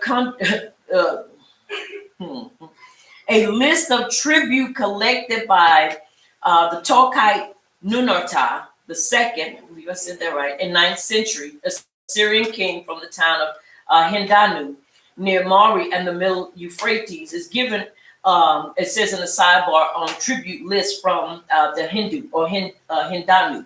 So it's showing you the reason why he gave such an elaborate gift is so that if they thought, well, we can't kill them, but we can take everything they have. Well, I mean, they're giving you a whole lot, so there's no reason to plunder. Are you following me? So this is why it wasn't. So this is why he pressed upon him, and this is why he really wanted him to have these gifts. So once again, always the appeasement. The gift was for appeasement, also to thwart war, and if war had to come about, you're in a position where you're set. He also pressed upon him to take silver and gold. Are y'all following me? Yes. Once again, very important, the gifts that were chose to be given. Now, let's look at this. It says in verse 9, he said, but Esau said, I have enough, my brother. Let what you have remain yours. And Yaakov said, no, please if I have found favor or esteem in thy sight. And so this is the reason why he is telling him to take this. Now we look at verse 68. And Yaakov answered his brother and said, I would do as my master speaketh unto me, but my master knoweth that the children are tender. Verse 67, he's wanting him to go along. He says, let me go back. I'm sorry, y'all. Verse 67, and the silver and gold and bdellium he gave in the hands of Eliphaz, his eldest son. And Esau said unto Yaakov. Now remember, Eliphaz is the same one that did what? Robbed him. He's the same one robbed him. So now you don't have to rob him because he's freely giving you a whole lot more. Now, he says, let us remain with thee, and we will go slowly along with until thou comest to my place with me, that we may dwell there together. And Yaakov answered his brother and said, I would do as my master speaketh unto me, but my master knoweth that the children are tender, because the babies were still young. And he was still afraid that this was still a major setup. So it's like, no, I have a headache, no, I'm not feeling too well. So because he was still afraid that this was a ploy to get him to a place to where he could actually not just take what he had, but also destroy him. And so this is why he speaks to him in this manner. And so he says to him, and the flock, he says, I would do as my master speaketh unto me, but my master knoweth that the children are tender, and the flocks and herds with their young who are with me go but slowly. For if they went swiftly, they would all die. For thou knowest their burden and their fatigue. Now, once again, he said, we have to do this right. I can't just push them. And anybody knows about herding cattle or whatever, any type of animal that that carries anything. Because remember, his animals were still what? Giving birth. His animals were still bringing forth. So his whole mentality was, look, we can't push them. I can't do this, because if I do this, then I'm going to lose everything that I have. So once again, speaking and using wisdom, so he does not say anything to insult him. Are you following me? Yes. Once again, wisdom has to be the foundation in everything that we do. Verse 69, and once again, and this is in the scroll of Yasher. Therefore, chapter 33, therefore let my master pass on before his servant, and I will go on slowly for the sake of the children and the flock until I come to my master's place to seer. Now, once again, the reason he is doing this is because he is afraid that he is going to be ambushed by his brother.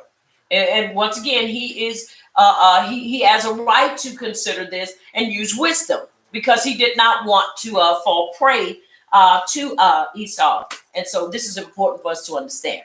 Are y'all following me? Yes. All right, now let's look at verse.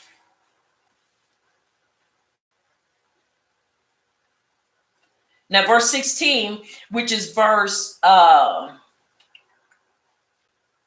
69 in here. Now, verse 16 and 33 of Bereshit, it says, and Esau returned that yom on his way to Seir.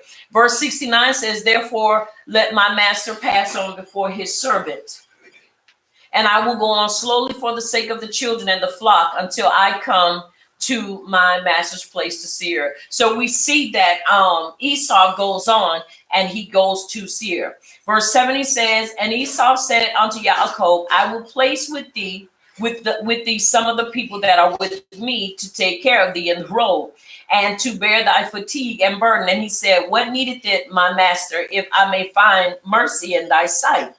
Behold, I will come unto thee to Seir to dwell there together, as thou hast spoken. Go thou then with thy people, for I will follow thee. In other words, he don't want any loose ends. His mentality is, no, you go do what you have to do, and I'm going to do what I have to do. Because he was afraid. He didn't want to have any of them with him, because he didn't know really. He still was unsure of their intentions. Does that make sense? Yes. Very unsure. How can we apply that today to our lives? How can we basically take that without being offensive, but also being wise and being, careful of how we carry ourselves. There are times that we know we deal with people. There are times that we have to deal with in business and deal with people on a regular. And sometimes in dealing with them, if we know, of a surety that this person's credibility and their integrity are questionable, then common sense and wisdom says you just don't jump in with both feet. You have to use wisdom in following out certain things. If you know a person in your practices, just say you do things and you have to get paid for it. Well, wisdom says, especially if this person has a reputation of doing things really not orthodox, and you say, well, this is how it's going to be done, and you give them the merchandise and they don't pay you. Well, that was not wise, because you understand the reason why these things are put in place. They are to secure you and protect you. That's right. Are you following me? Yeah. And so it is important that we understand, no, you get your merchandise or your package when you finish doing what your responsibility or your obligation is. So this is kind of what I can see why Yaakov was the way he was, because he wanted to make sure, number one, he wasn't leaving spies in the camp. And then number two, he wanted to make sure that his people were safe and that he was safe along the journey, and there were no mishaps. He slipped on a rock, and ended up dying. So he wanted to make sure that everything he did was to safeguard his family and to safeguard everything that he had. And it is so. And it is so. All right. Verse 72 in the scroll of Yasher. And Yaakov said this to Esau in order to remove Esau and his men from him, so that Yaakov might afterward go to his Abba's house to the land of Canaan. This is why it was done in this manner, because he didn't want anybody, and he didn't need anybody coercing him along the way. And this is why he was adamant about saying no, no, no. Every suggestion that Esau tried to give to him, he was bold enough to say no. He was bold enough to reject it. And you have to understand, when it is for your betterment, you have a right to say no, regardless of who it is. Well, we're going to go this way. No, we're not going to go that way. Well, we're going to do this. No, we're not going to do that. No, I'm straight. We can't do that. Why? Because if you put yourself in that position, then you will find yourself really in a real bad situation. And so it's important that we use wisdom and we follow principles. All right, now let's look at verse 73. And Esau hearkened to the voice of Yaakov, and Esau returned with the 400 men that were with him on their road to Seir. And Yaakov and all belonging to him went that yom as far as the extremity of the land of Canaan in its border. And he remained there some time. So it's important that we understand that he was able to convince him, because he was adamant. Just as Esau was adamant, he was adamant also that he was not going to allow himself to fall prey to what Esau was trying to do. All right. Which helps us to understand, and it brings us to verse 16. Now we're going to look at verse 17. And Yaakov set out to Succoth and built himself a house and made booths for livestock. That is why the name of the place is called Succoth. Now we know we celebrate what? Succoth as well. But we celebrate that feast. Why? Because it is a time that we live in what? Booths. Now let's look at Succoth according to the Zondervan. It is Tel Dir Allah is now commonly identified as biblical Succoth. It is located east of the Jordan near the confluence of the Jordan and Yabok rivers. It is on the north side of the Yabok, about 7 miles west of Mahema. Excavations at that site have identified occupation levels from nearly 3 millennia from the Chalcolithic period into the Iron Age. So this was a place. This was a place that he was in, and he built. And the reason why he called it that is because he built what? He built stalls. Well, we would say stalls, or he built booths for his livestock to live in. So, he was building. In other words, like how they have corrals, they build corrals for the animals and so forth. But he built booths and he built him a house. Now, you have to understand, he was doing some building. Are you following me? Yes.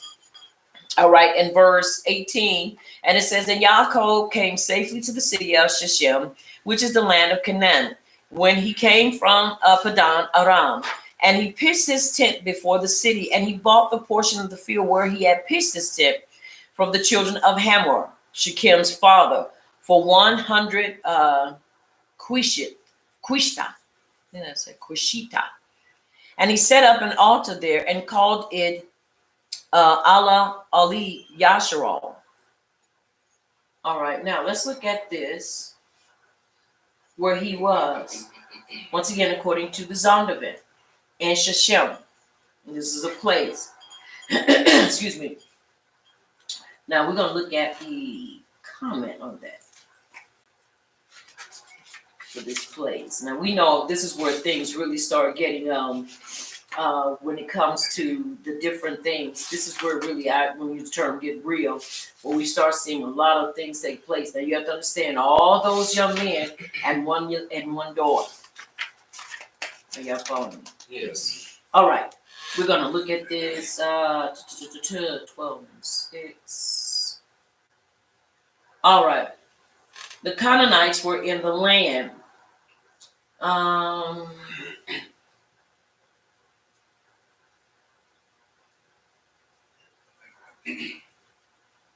right, I'm just trying to get to the place I want. Excuse me.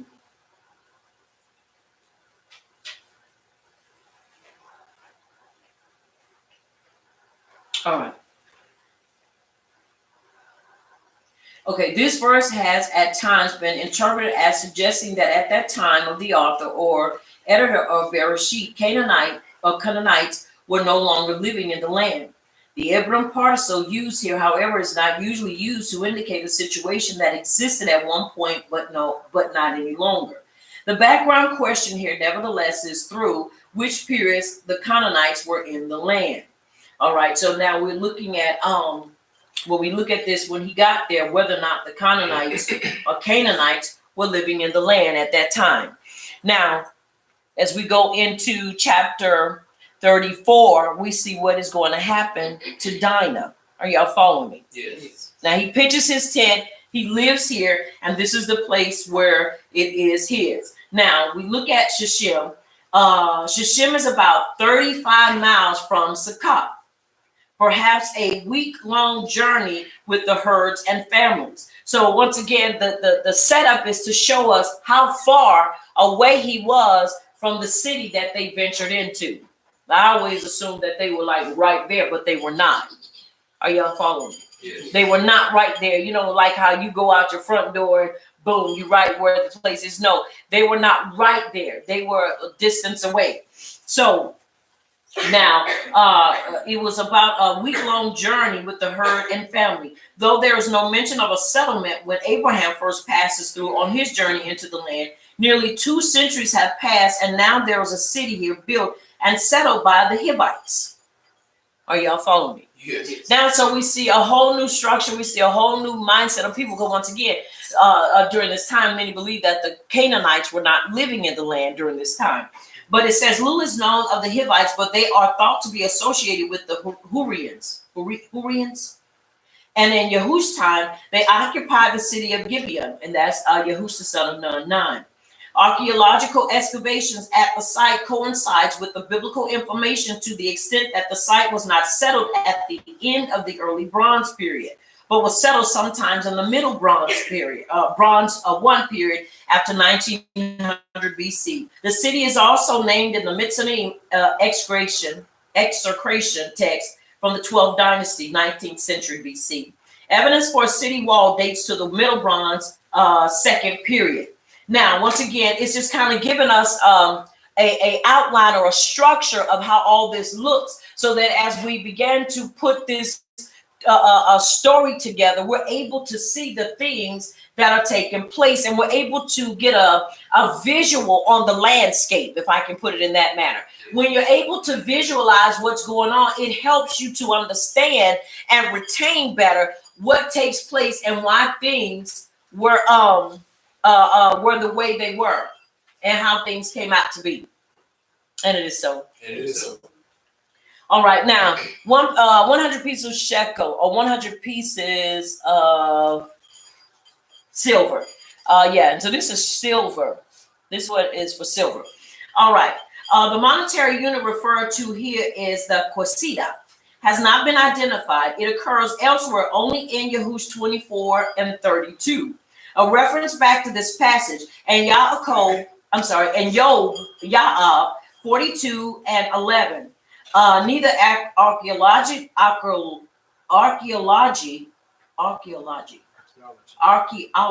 thank you, nor extra biblical literature provides further information. One possibility is that these pieces are not shaped like coins, but take on other form. In other words, they look like rings of silver or coils, more or less like a circle motion. In other words, not like the coins we would see today. Okay. In Mitzrayim at this time, rings of silver known as sa'at were used for exchange. The richest mining zone for silver in the ancient world was in Anatolia. All right. Now, once again, okay. We'll read that part again. 100 pieces of silver. When we read it in the writings, we see in Bereshit chapter 33 and verse 19, it reads, and he bought the portion of the field where he had pitched his tent from the children of Hamor, Shechem's father, for 100, and it's a quasita. I think that's how you say quasita. And the monetary unit referred to here, quasita, has not been identified. It occurs elsewhere in Yahush the son of Nun, chapter 24, verse 32. And it's a reference back to this passage. And Ayah 42 and 11. Neither archaeology nor extra biblical literature provides further information. In other words, they didn't really know themselves. They just know that it was silver. But according to this, the possibility is that these pieces are not shaped like coins, but take some other form. In Mitzrayim at this time, rings of silver known as sat were used for exchange. The richest mining zone for silver in the ancient world was in Anatolia. So they're basically saying that these were coils and not coins. Are you following me? So it's going to be different. All right. Now, this is what he used to buy this. So one of the things we also are that we're learning here is that he wanted to ensure that every place he went and every place that he encountered, he was able to be what? He was able to, he made sure that he was not under thumb and that he was not under anybody, but he had it and it was his, and he owed nobody but Abba Yahuwah. Are y'all following me? Yes. Principle. And you've heard me say this before. It is always better to have ownership of a thing. When you own it, it's easier and it's less stress. That's right. When you own it, whether it's land, vehicle, whatever it may be, when you have a full ownership of it, you can do whatever you want with it. You can position it. You can put whatever you want on it. But you have to have complete what? Ownership. Sure. And he could do whatever he wanted. He could expand, do however, without anybody coming and saying, hey, that's my property. That's my land. No, I own the full rights to this. Why? Because I purchased it. Right. All right. Now, let us continue to read. Now, let's go into chapter 34. Once again, does everybody understand where we're going? Yes. All right. Just want to make sure. Once again, this helps us to understand the things, the era, the places, how they are not, like I say, right up on each other. When he went from Succoth to Shechem, when they went there, this was about 5 miles from Succoth. So it wasn't like when they left out, not saying that 5 miles is, way out the way, but it's not round the corner either. Are you following me? Yes. 5 miles is a nice little walk. And so when they went, especially with animals, it would take time. So just want to go there quickly and get back. So now the picture shows us, or the scene opens up in chapter 34, where the women are going out. Are you hearing me? Yes. All right, let's see. Let's read 9 verses. Let's do 9 verses this time. Chapter 34. Bereshit, chapter 34, verses 1 through 9. And Dinah, the daughter of Leah, whom she had born to Yaakov, went out to see the daughters of the land. And Shechem, the son of Hamor, the Hivite, prince of the land, saw her, took her, lay with her, and humbled her. And his being clung to Dinah, the daughter of Yaakov, and he ahaved the girl, and spoke kindly to the girl. And Shechem spoke to his Abba, Hamor, saying, Take this girl from me for an issue. And Yaakov heard that he had defiled Dinah, his daughter. Now his sons were with his livestock in the field, so Yaakov kept silent until they came. And Hamor, the Abba of Shechem, went out to Yaakov to speak with him. Excuse me. And the sons of Yaakov came in from the field when they heard it. And the men were grieved and very wroth, because he had done a senseless deed in Yasharal by lying with Yaakov's daughter, which should not be done. But Hamor spoke with them, saying, My son Shechem's being longs for your daughter. Please give her to him for an issue, and intermarry with us. Give us your daughters, and take our daughters for yourselves. And it is so. And it is so. All right. Go ahead and read verse 10, because 9 and 10 are one verse. Okay. And dwell with us, and let the land be before you. Dwell and move about in it, and have possessions in it. And it is so. And it is so. All right. Once again, we already see the setup. So this is what she does. She leaves and she goes into the land. And so we want to kind of look at this a little bit, if we may. Follow with me. Now we're going to look at it. Once again, let's look at it in Yasher. And we're going to look in verse 1 in the scroll of Yasher. And we're going to see, once again, just kind of going, I won't say go backwards, but we're going to go take a few steps back, and then we're going to come forward from this. And then sometime after Yaakov went away from the borders of the land, he came to the land of Shalem, That is the city of Shechem, which is in the land of Canaan. And he rested in front of the city. And he bought a parcel of the field which was there from the children of Hamor, the people of the land, for 5 shekels. And Yaakov there built himself a house, and he pitched his tent there and made booths for his cattle. Therefore he called the name of that place Succoth. And Yaakov remained in Succoth a year and 6 months. So he was there a year and 6 months, building, preparing, and so forth. Now at that time, some of the women of the inhabitants of the land went to the city of Shechem to dance and rejoice with the daughters of the people of the city. And when they went forth, then Rachel and Leah, the wives of Yaakov, with their mishpachah, also went to behold the rejoicing of the daughters of the city. So this was something that the women would do. And so the women felt like, hey, it's something let's go see what's going on. Let's get out the house and let's go check out this new scenery. We've been here for a year, 6 months. Let's go check it out. Let's go see what's going on in this place. Now we know a lot of things that have taken place. So I'm going to finish with verse 6 and in Yasher 6 and 7. Then we're going to come back over here in the next thing. At the same time, 6. And Dinah, the daughter of Yaakov, also went along with them and saw the daughters of the city. And they remained there before these daughters, whilst all the people of the city were standing by them to behold their rejoicings. And all the great people of the city were there. And Shechem, the son of Hamor, the prince of the land, was also standing there to see them. Now, once again, here we see some things begin to evolve. Now, many people have alluded to Dinah shouldn't have been there, basically that, they were in a strange land and she had no right being there. That's like telling somebody don't go to a new supermarket. Right. and you've been in that place all that time, and you hear the things that are going on, taking place, but you are told not to go. But listen, you have no real reason for not going except that you are different.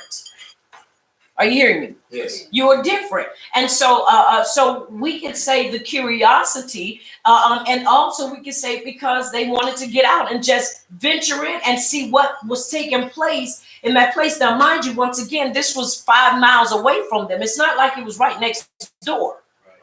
So this was not something I believe personally they did every day or every other day. But this was a time that they wanted to get out and go see some things. And so we see this. Now, as we read, we come into verse 2. And Shechem, son of Hamor, the Ku, prince of the land, saw her and took her and lay with her and humbled her. In other words, he raped her. He raped her. Now, many have said this was their custom, and these were the things they did. And basically, he laid with her because he wanted to make her his Isha. And that was the way they handled things. Many believe this is barbaric, and to me it is barbaric because you don't know the person, but you believe that this is the way that you're supposed to basically get into a relationship. And that was not the culture, and that was not their way. Are you following me? Yes. One thing I will say is that whenever venturing into a new city or into a new place, it is always great to do your research. Yes. It is always best to know the people, the culture, the do's, the don'ts, the places to go, and the places not to go. Why? Because you want to be well informed about the place that you are getting ready to go in and celebrate or fellowship with. That's right. Are you following me? Yeah. Especially when you've never been to one of their celebrations. You want to make sure that this ain't something that, they go and you going and you doing all this, and then next thing you know, they drugging folk, dragging people away. So it's important that we understand, and like I say, and this is how we can use this in our time. How do we use it in our time? Once again, know where you are going, research that place, get the specs on that place, the how many people live in the city.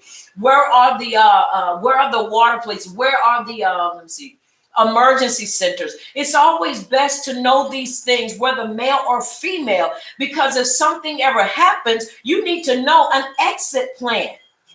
You need to know what that celebration entails. Are you following me? All of us that have know anything about Atlanta know about what Freak Week. What's it called? Freaknik. Freaknik. Yeah, Freaknik. Well, it was called Freak Week because that's when all the freaks came out. Freaknik. And that's what they would do. And, you're thinking, it's just some, it was supposed to be just a bunch of college kids coming out and the weekend. But the weekend, the traffic would be horrific. It would be horrible. You would have people, and I'm telling you, you could be subject to be riding behind somebody and they just come out naked as a jaybird, flash you. But that's what it was about. Freaknik was a week of do whatever you wanted to do. There were people that we heard about getting killed. There was so much stuff going on, but you have to understand, when you don't know about these type of celebrations, which we didn't do because at the time we were in Christianity, that was taboo. We didn't even want to be in the traffic, but we ended up getting caught in the traffic somehow. And that traffic was gridlock. We was moving like, I'm literally talking about turtles. Every time you took a little bit, because the roads were so blocked up and so jammed up, because everybody was trying to get their freak on. Everybody was trying to do what they wanted to do, because that was a weekend where you could do whatever you wanted and not have to really suffer the consequences behind it. So anybody that didn't know anything about that went, anything was subject to happen to you. Now, in the beginning, it was not supposed to be that way. Are you following me? Yes. But that's what it evolved to. And like I say, we heard a lot of horrible stories concerning it. But just using that, when you're going to participate in a certain thing, you need to know. Like Mardi Gras, you have people that go to Mardi Gras. Oh, I'm going to Mardi Gras, this, that, and the other. And really, Mardi Gras, when you go, is the Bacchus. They celebrate Bacchus, the god of revelry. And then you have to understand, there's so much stuff going on there: murder, rape, incest, anything you could think of takes place during that time. So if you go in there thinking, well, I'm just going for the sights, baby, you better be ready, because there ain't no telling what you won't run up on or what won't run up on you. Are you following me? So it's important that we know what's going on. Once again, it's very, very important that we know these things. And she ended up going, and he saw her, and and in my heart and mind, I can imagine he saw her because she stood out, because she was yapa, and because she was different. Are you following me? She wasn't doing what everybody else was doing. She was different. And whenever you are different and set apart, you're gonna stand out. Whether you try to blend it or not, you're gonna still stand out. Are y'all following me? Yes. And his being clung to Dinah, verse 3, daughter of Yaakov, and he ahabed the girl and spoke kindly to the girl. But you didn't done all this, but now you want to speak kindly and do this. Once again, the error was when he took her. Now let's look at what that means. Took her and violated her. In societies in which marriages were arranged with economic and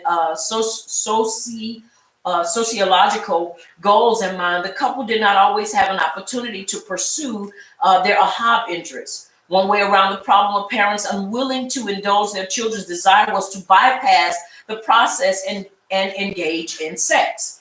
Whether this was only the expression of interest on the part of the would-be husband, in which case it would be termed rape, or involve mutual decision of engaging in consensual sex. The result is similar. The parents would generally have to go ahead with concluding the marriage. So once again, this is how many people did it. Said, well, if we go ahead and do this, he has to agree, because I've already basically followed the right step. But once again, that is barbaric. Yes. Especially when you go and you just grab somebody and it's against their will, and it is against their will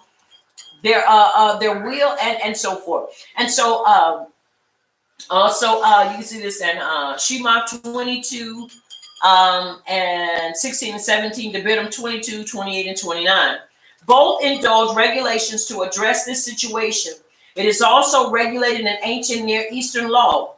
Freimer-Kinsky evaluation is that what took place in Bereshit 34 should be considered wrongful intercourse, which we also know that it was wrongful because it was not consensual. Exactly. If it is not consensual, that is what? Rape. Exactly. And it does not matter how people try to,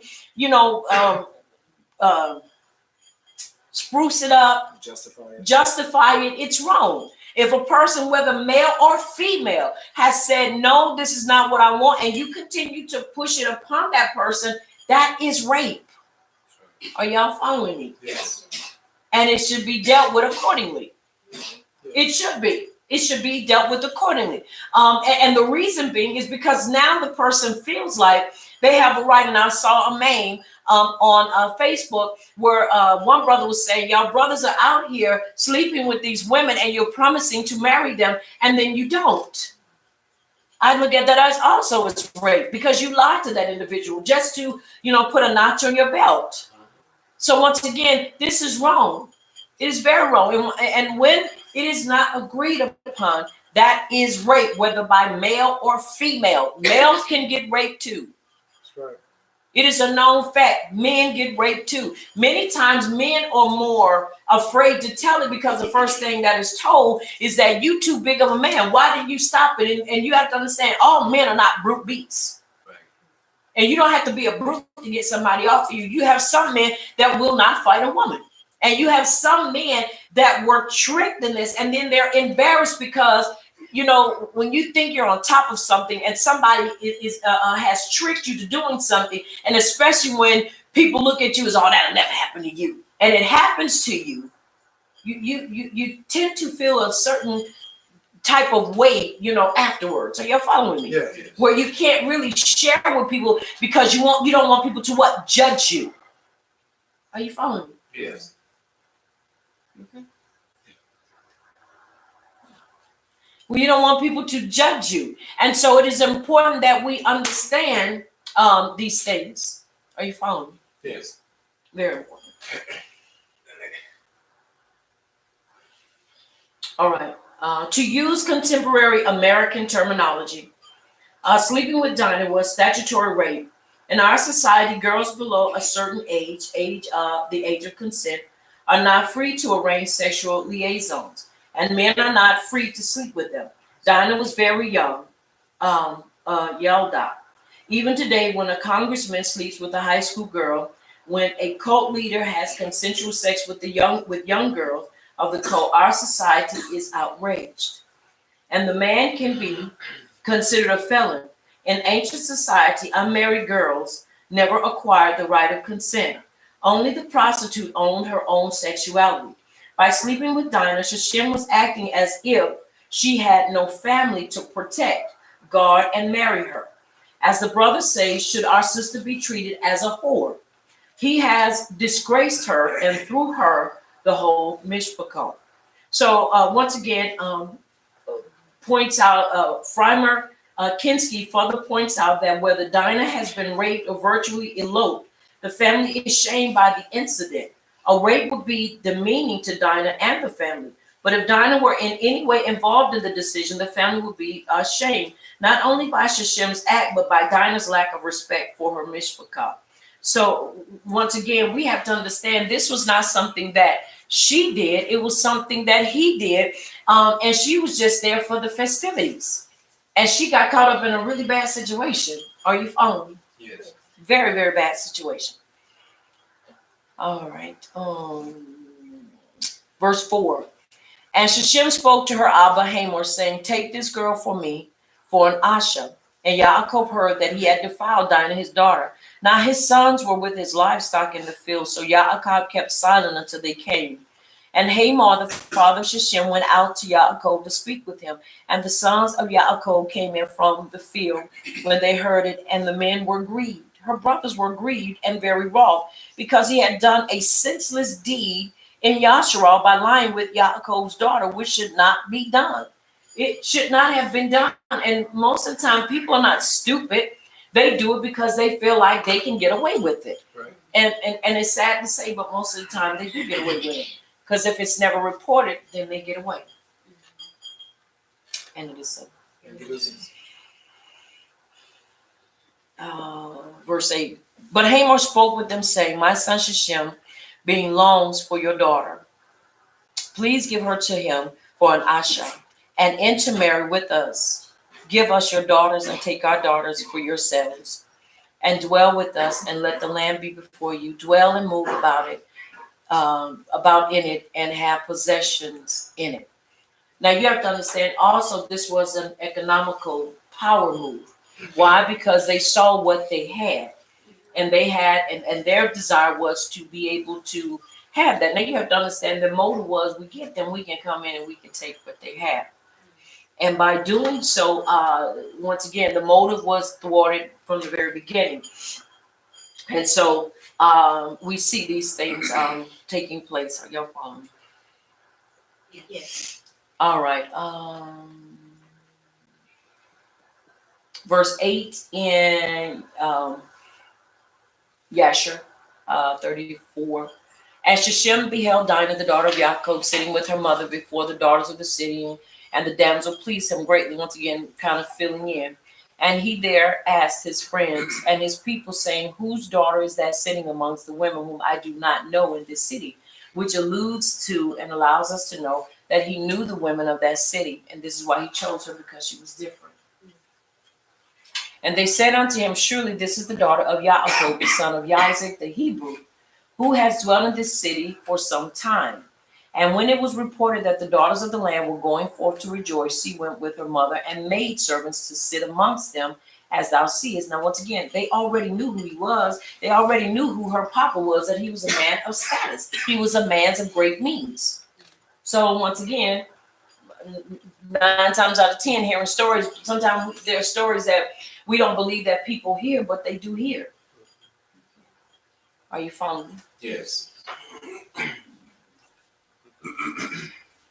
Verse 10. And Shechem beheld Dinah, the daughter of Yaakov. When he looked at her, his soul became fixed upon Dinah. In other words, he became lustful for her, and he wanted her, and he was not going to stop until he was able to do that. Now, mind you, there were no men with him. It was just the women. Now, understand what I'm saying. when you go into a place, a new place, it is always best to know that place. Now, once again, I'm not trying to incite fear in a person, because there are times when women go and deal with, go to places, and there are things concerning women that women want to indulge in. Are you hearing me? Yes. And so, but once again, it is always important that we keep our heads on a swivel, and that we always are watchful. And before we go to a place, do research on it. And if it's questionable, then it's out of the question. Especially if you have nobody to set your heart and mind at ease concerning it being a questionable place or questionable thing to be a part of. Are you following me? Yes. Being a part of. And so this is important to find out. So once again, I don't want us to become afraid of going and doing things with our daughters, our sisters, our bots, our sisters, our Codys, and so forth. But I am saying it's important that we be conscious, and we be aware of our surroundings. Right. Very important, and who's going to be there. All right. Verse 11, and he sent and had her taken by force, and Dinah came to the house of Shechem, and he seized her forcibly and lay with her and humbled her, and he ahaved her exceedingly and placed her in his house. Now you have to look at the steps that are taken care of, that are followed. Now I know to some this can be really a touch and go, but it's important that we look at this full spectrum of this, because if not, there are things and there are people to Yam, regardless of how we inform people, that still find themselves in situations just like this. And have been in situations like this. Are you following me? Yes. And so you have to understand, we are never to be the victim, but the victor. And so we look at it in phases. First of all, he took her forcibly. He forced her. And then he took her to his house, and he humbled her. And then he placed her in his house. After he broke her will, then he was able to place her in his house. In other words, now she has no real will, because there's no telling what else he had spoken in her head and mind. You know, they ain't gonna accept you. You now are you are shameful to them because you allowed this to happen to you. Are you following me? Yeah. So now you're not going to have that fight to try to leave. You just kind of deal with it.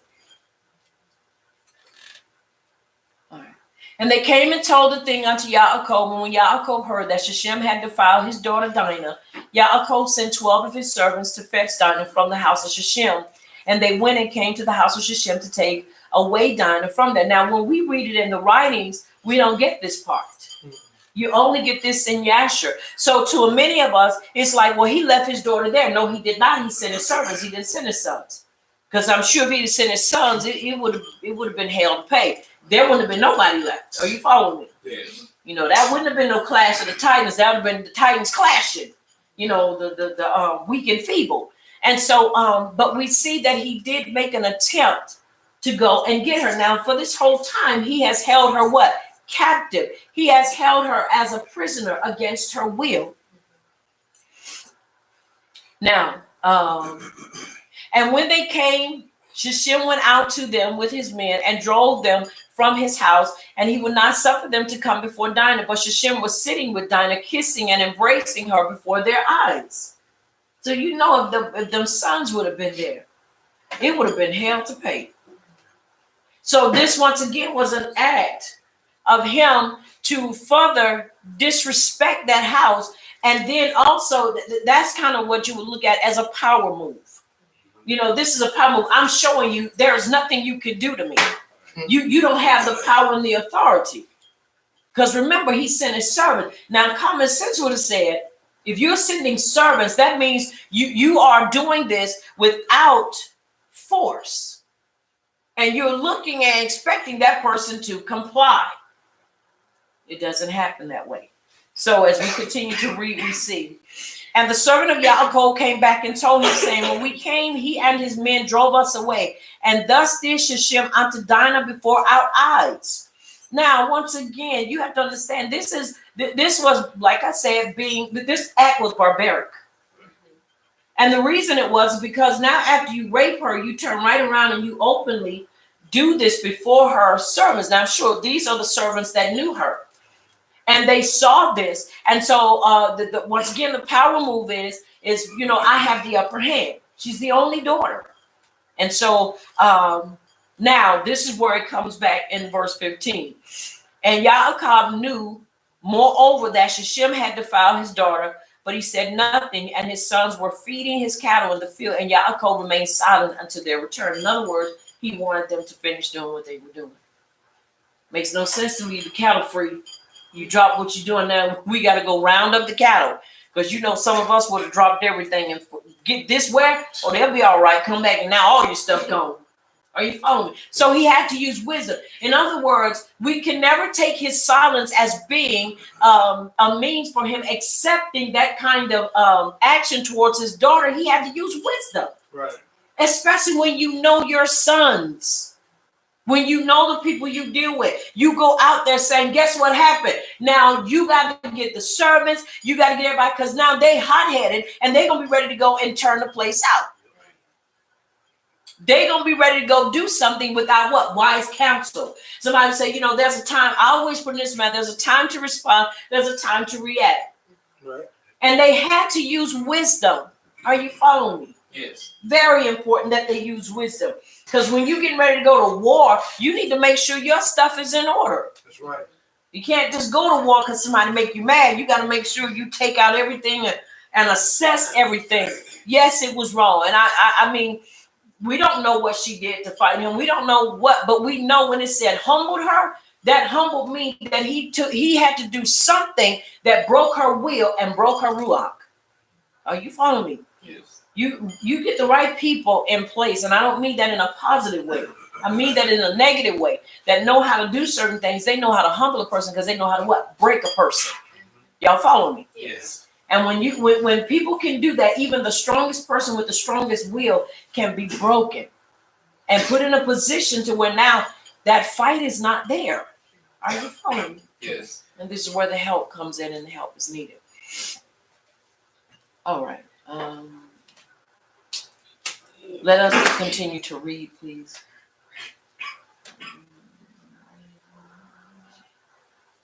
We're in verse 11 now. 9 verses. Yeah.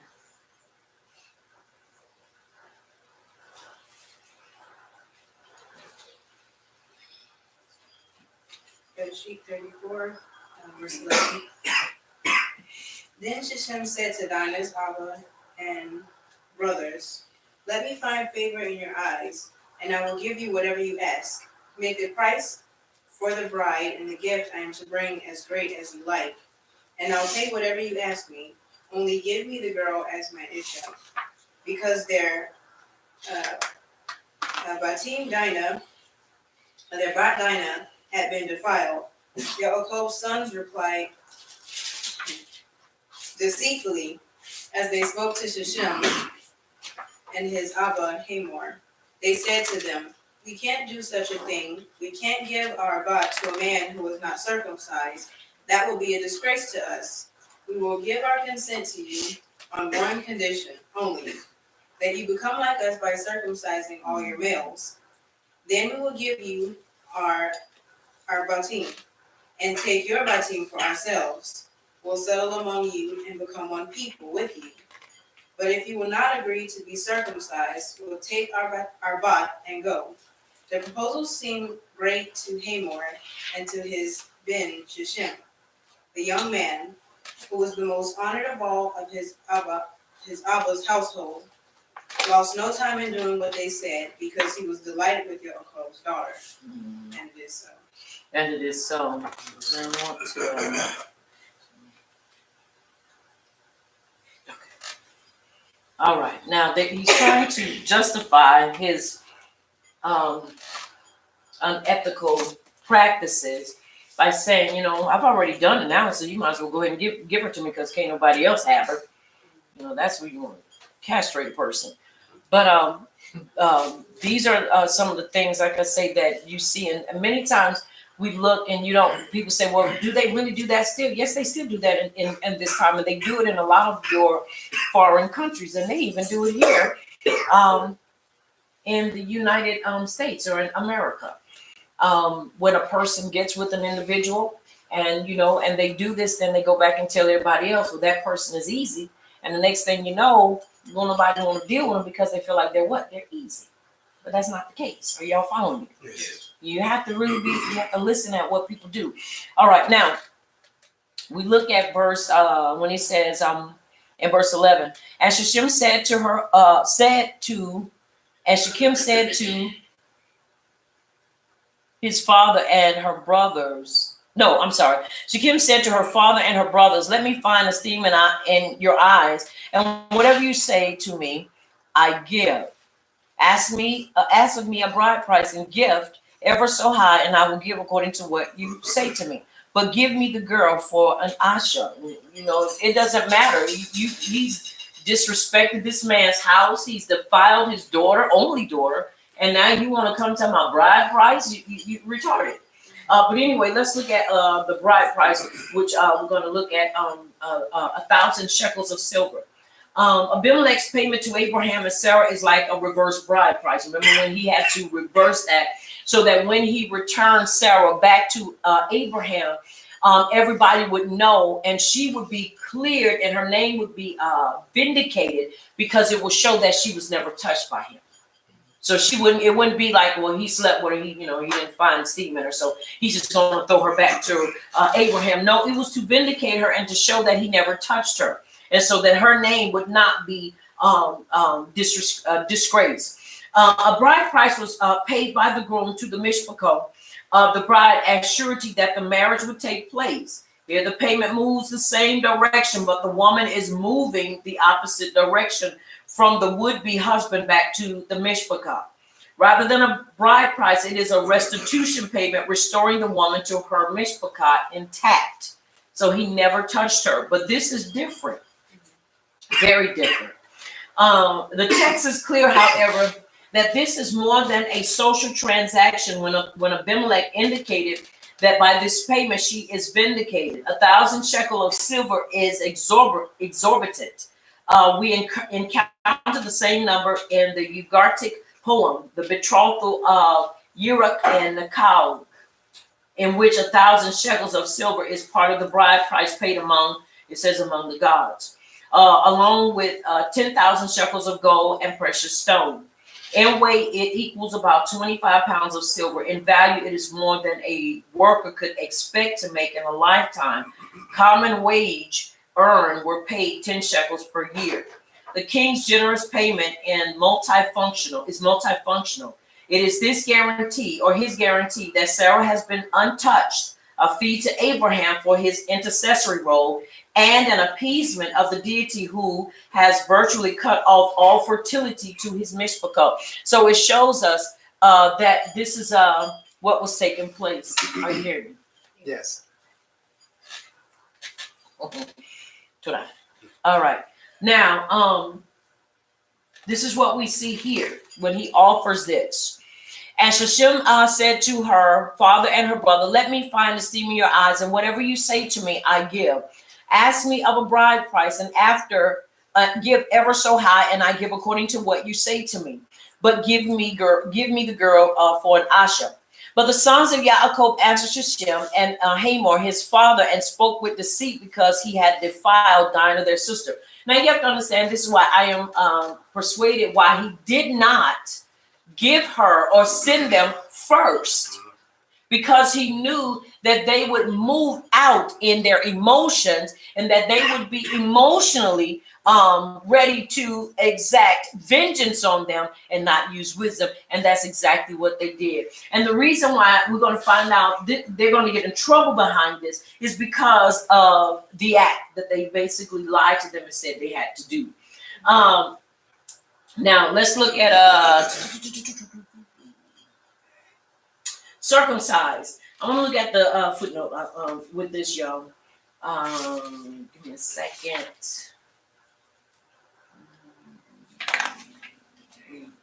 All right. Now we're gonna look at this, and we're going to see why they, even though it wasn't mentioned right off, why they are going to get in trouble. Because let's look at what circumcision really entails. Circumcision is covenant, right? Yes. Okay, so you don't use covenant to punish people, correct? Correct. All right. Every male among you shall be circumcised. Circumcision is well known in the ancient Near East from as early as the 4th millennium, though the details of its practice and its significance vary from culture to culture.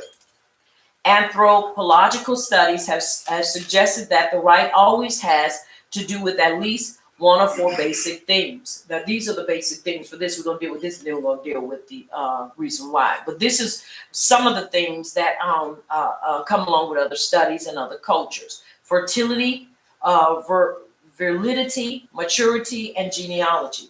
Study in Mitzrayim mummies demonstrates that the surgical technique in Mitzrayim differed from that used by the Israelites. Mitzrayim were not circumcised as children, but in either prenuptial or puberty rites. The common denominator, however, is that circumcision appears to have been a rite of passage, giving new identity to the one circumcised and incorporating him into a particular group. So many of them did not get circumcised till they were grown. You know, like now you have word, you know, now, which is crazy, and which to me it's not crazy. I believe it should be done that way. Hospitals do it because they say it is more of a way to keep a young man clean and so forth. So they give men, they used to do it whether you wanted them to or not. But now, because so many people say it's mutilation, they ask you, do you want to have your son circumcised at birth? And my last son, I had him circumcised 8 days. I named him after he was 8 days old. And we had him circumcised. And he screamed like somebody was, you know, cutting his arm off. So for a grown man, you have to understand the pain and the time it takes to regroup from that. But anyway, once again, these certain groups use this to identify themselves with other groups. Evidence from the Levant comes as early as bronze figurines from the Amuk Valley. From the early 3rd millennium, the mid-2nd millennium shows Canaanite prisoners who are circumcised. Southern Mesopotamia shows no evidence of the practice, nor is any Akkadian term known for the practice. The absence of such evidence is significant since Assyrian and Babylonian medical texts are available in abundance. Abraham was therefore aware of the practice from living in Canaan and visiting Mitzrayim rather than from his roots in Mesopotamia. Since Ishmael is 13 at this time, Abraham may even have been wondering whether it was a practice that would characterize his new mishpachah of his. Bereshit chapter 17, circumcision is retained as a rite of passage, but one associated with identity in the covenant. So it is important that we understand that it was used for covenant, even though other cultures may have used it for something else. Yahuwah said, this is the mark of covenant between your house and me. Are you following me? Yes. Very important. All right. Now, in light of Tuyam's concern with gender issues, some have wondered why the sign of the covenant should be something that marks only males. Two cultural issues may offer an explanation. Patrilineal descent and identity in the community. The concept of patrilineal descent resulted in males being considered the representative of the clan and the ones through whom the clan identity was preserved. That is, the wife took on the tribal and clan identity of her husband. Now that was for that. Are you following me? Yes. It's important that we understand. I heard there was a question asked. When you marry, if you marry, just say, we of the tribe, because everybody's not from the tribe of Yehuda. We need to really understand that.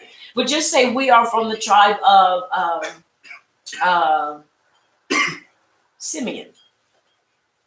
And we marry into Yehuda.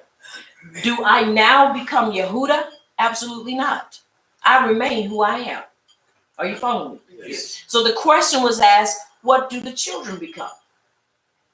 If they take on the role of the Abba, then they will become Yehuda. If they take on the role of the Ima, then they will become Simeon or Simeonites. Are you hearing? So once again, it depends on what we follow that determines what our children will be. But the issue does not become what her issue is. She is still what tribe she comes from. Are y'all following me? Yes. All right.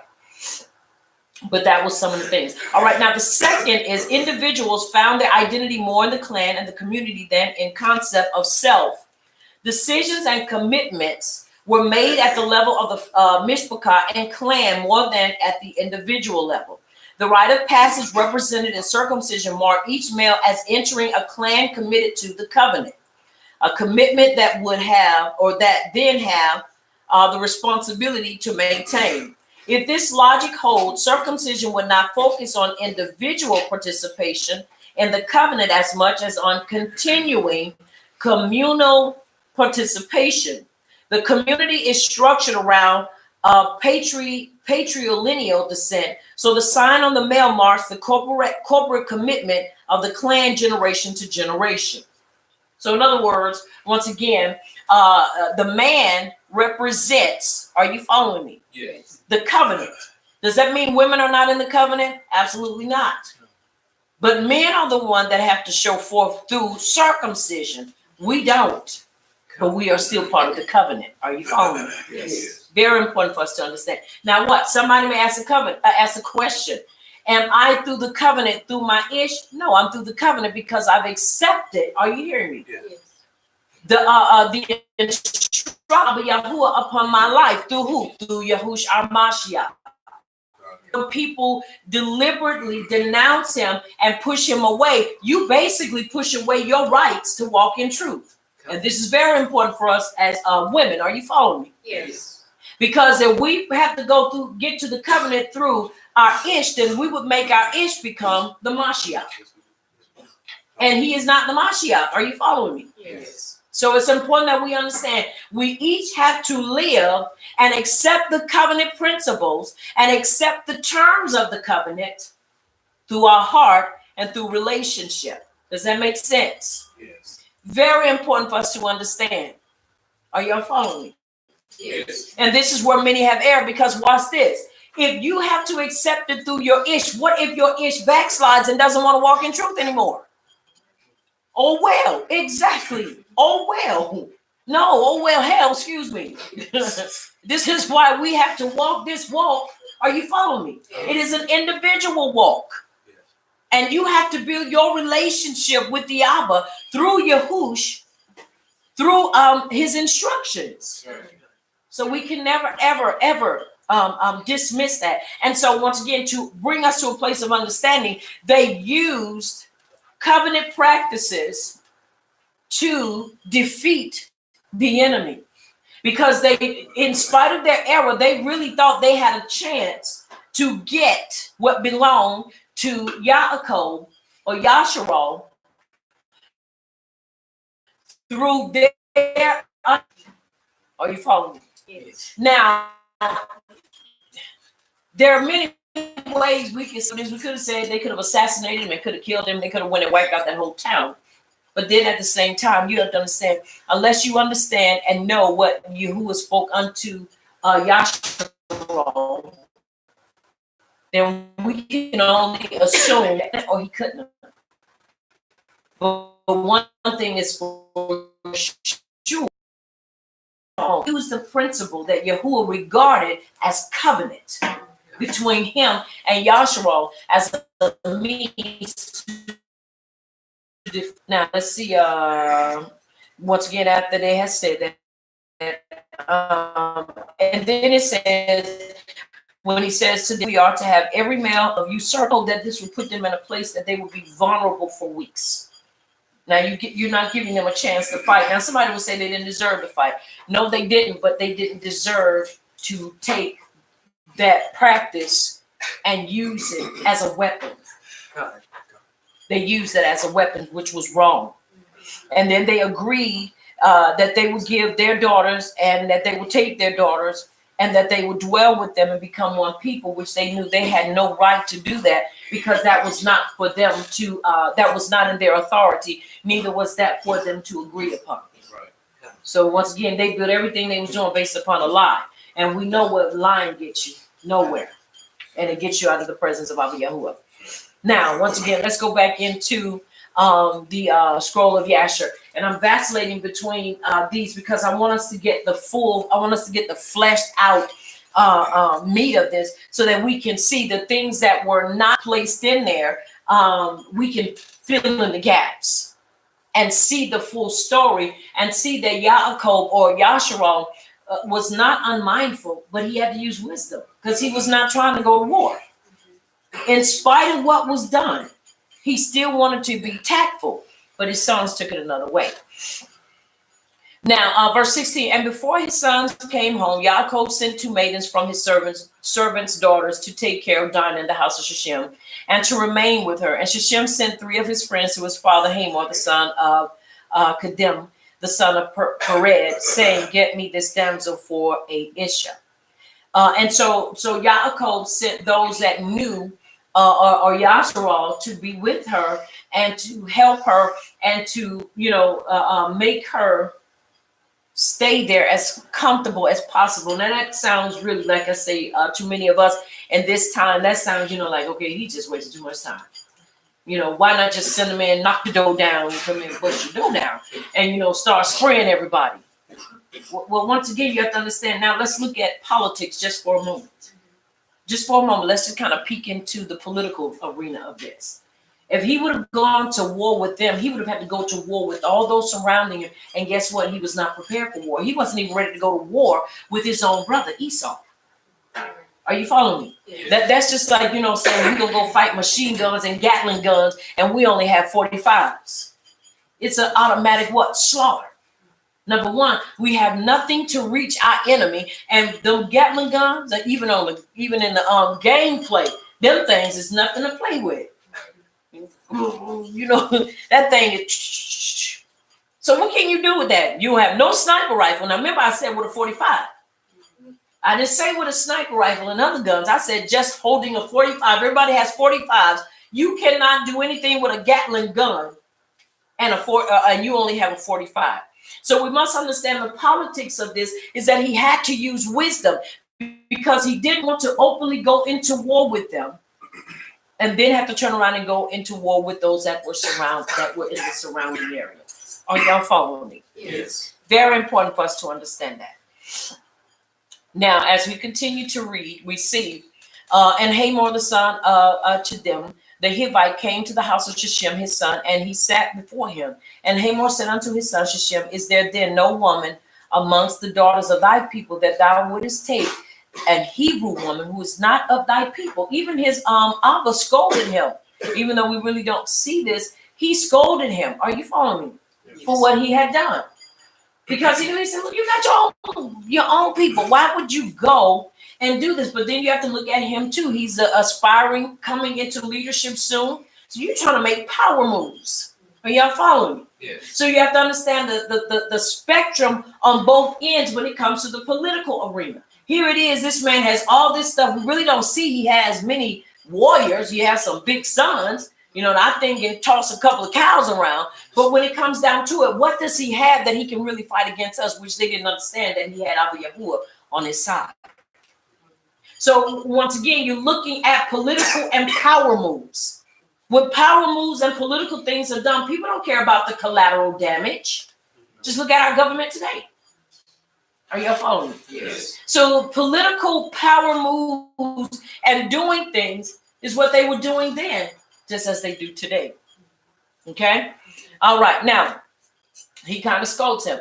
And Shechem said to him, her only must thou get for me, for she is delightful in my sight. And Hamor did according to the word of his son, for he was greatly beloved by him. This is where you start looking at the Abbas that really allow their sons to do whatever they want.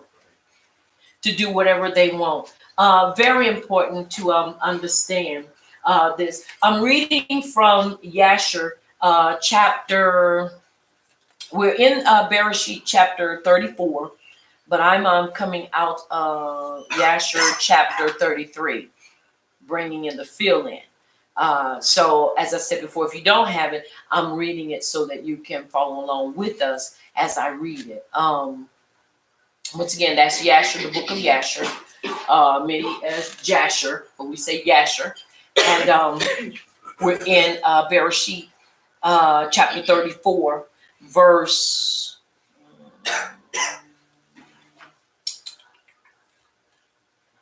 13. And we've been reading, we're going to go all the way to verse 19. Just kind of putting those little fill-ins in there. And that way we can see the full spectrum of this. Because sometimes even in reading in the writings, we still don't get the full scope of what is being spoken. Are you hearing me? We just see bits and pieces, and in seeing those bits and pieces, it leaves you, like gasping, like, I don't believe he just let this happen. Well, his sons had every right to do what they did. No, they did not. You have to understand, wisdom is much better than. In other words, you can have the strength, but if you don't have the wisdom to help you to utilize what you have with that strength, you are a ticking time bomb. And you are destruction. And so it wasn't that I believe Yaakov was afraid, but he had to use wisdom. Where they could only see from where they stood, he saw from not only where he was standing, but where he had stood before. And look and see, I have to use wisdom. I know this is my baby girl in this position. And who wouldn't want to go and a person of their soul, unless they didn't know about it, would want to go in and crush some heads like a grape, run over a couple of people. But even in that, you have to use wisdom because you have to know what's going on in the surroundings. Right. You never rush into a burning building and not know what's going on because you run in there and the floor is burnt out. Now you are a casualty. Or you run in there and the roof drops in on your head. You have to assess the situation. And not just what we can see, but we have to see what all is connected with before we run in, playing John Gotti. Are you hearing me? Yes. All right. And once again, he ahabbed his son. He was spoiled. He was spoiled. And because he was spoiled, he felt he could have whatever he wanted. And 10 times out of 10, his Abba always gave him whatever he wanted. And this is why he allowed him to do what he did, knowing it went against their code and went against their own ethics. Are you following? Yes. He allowed it. Never have somebody to the point that you let them do what an abomination and barbaric. Because really, where is your hob for them if you let them get away with these things? It's important we understand that. Now, verse 19 in Yasher. And Hamor went forth to Yaakov to commune with him concerning this matter. And when he had gone from the house of his son, Shechem, before he came to Yaakov to speak unto him, behold, the sons of Yaakov had come from the field. As soon as they heard the thing that Shechem, the son of Hamor, had done. Now, once they had come from the field and heard it, we don't need no wise counsel. We don't need no instructions. Don't instruct me on anything. I already know what I'm going to do, and this is how we're going to do that. You have to understand. They conspired to do this. And this is why now, once again, they had no problem conspiring later on in the future, as we see how they did. Are you following me? Because this was one of the characteristics that they allowed to mature in their lives. Are you following me? Later on, we're going to see further in the future things they do as a what? As a group. Are you hearing me? To satisfy their sensational appetite to do what? Get revenge. When you have an appetite for revenge, there are things that you'll do anything to bring about revenge on people. So this is why we of what we allow to fester in our hearts. Y'all follow me? Verse 20, and the men were very much grieved concerning their sister, and they all came home fired with anger before the time of gathering in their cattle. They were mad. So, they was throwing some stuff around. They probably was using some choice language. They probably was spitting while they was talking. They probably, I won't say they was chest bumping, but ain't no telling what all they was doing. We gonna get them. We don't know, but we know they were fired up. And like I say, they had every right to be fired up. Their sister, their only sister, was violated by these people. She wasn't just violated by him; she was also violated by the people because they sat and watched this happen. Are you following me? And the men, once again, verse 21, And they came and sat before their Abba, and they spoke unto him, kindled with wrath, saying, surely death is due to this man and to his household, because Yahuwah, power of the whole earth, commanded Noah and his children that man shall never rob nor commit adultery, nor behold Shechem has both ravaged and committed fornication with our sister. And not one of all the people of the city spoke a word to him. In other words, they let this happen. So they were mad at everybody. Like, no, you saw this going on. Just like today, y'all know, especially up north, it's really prevalent up north, where they can see somebody laying in the street for days and never open their mouth. Yep. They can see people get robbed and never open their mouth. There was this 70-year-old woman got hit by a car and nobody opened their mouths. Right up there in New York. Hit her. Nobody opened their mouths. They were knocking people out on the street, walking up to them, just cold cocking them. Nobody said nothing. People kept walking like, no, because they may be trying to knock me out. So my name Bennett and I ain't in it. Don't ask me what I saw because I didn't see nothing at all. Are you following me? Yes. And so this was the same mindset. We didn't see nothing. We know she was hollering and screaming, saying, help me, but we ain't see nothing. Turned a deaf ear and a blind eye. Oh, yeah, I'm following. Yes. This is why they were upset. And whilst they were speaking before their Abba in this matter, behold, Hamor, the father of Shechem, came to speak to Yaakov the words of his son concerning Dinah. And he sat before Yaakov and before his sons. Now, when you read it in the writings, it says that before they even made it to Yaakov, they were already at the house before the Abba could get to Yaakov. Verse 25 says, verse 24. And Hamor spoke unto them, saying, the soul of my son Shechem longeth for your daughter. I pray you give her unto him for a wife or an Isha, and intermarry with us. Give us your daughters, and we will give you our daughters, and you shall dwell with us. Now, once again, the problem came with this is that we can't be one because that what you have is mine. Anyway. Time for me, hey, let's become one. What is your motive? What is it that you want? Right. Are you following me? Because you give us your daughters and we give you ours, and you give us your sons and we give you our sons. Okay, what is your motive? Because the moment we marry, we become what? We become a dynasty. We become that's two empires that come together. And we got to know what is your motive for wanting to connect, and we become one empire in two places. So it's important we understand that. Are y'all following me? Yes. All right. Now listen, he says in verse 25, for our land is very extensive, so dwell ye and trade therein and get possessions in it, and do therein as you desire. No one shall prevent you by saying a word to you. Nobody was. Now this is the political part of this coming forward.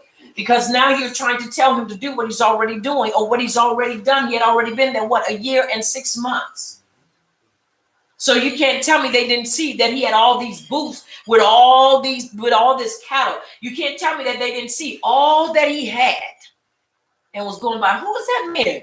We don't know. They kind of stayed to themselves until one day you decide to go to the store because they got a great sale going on.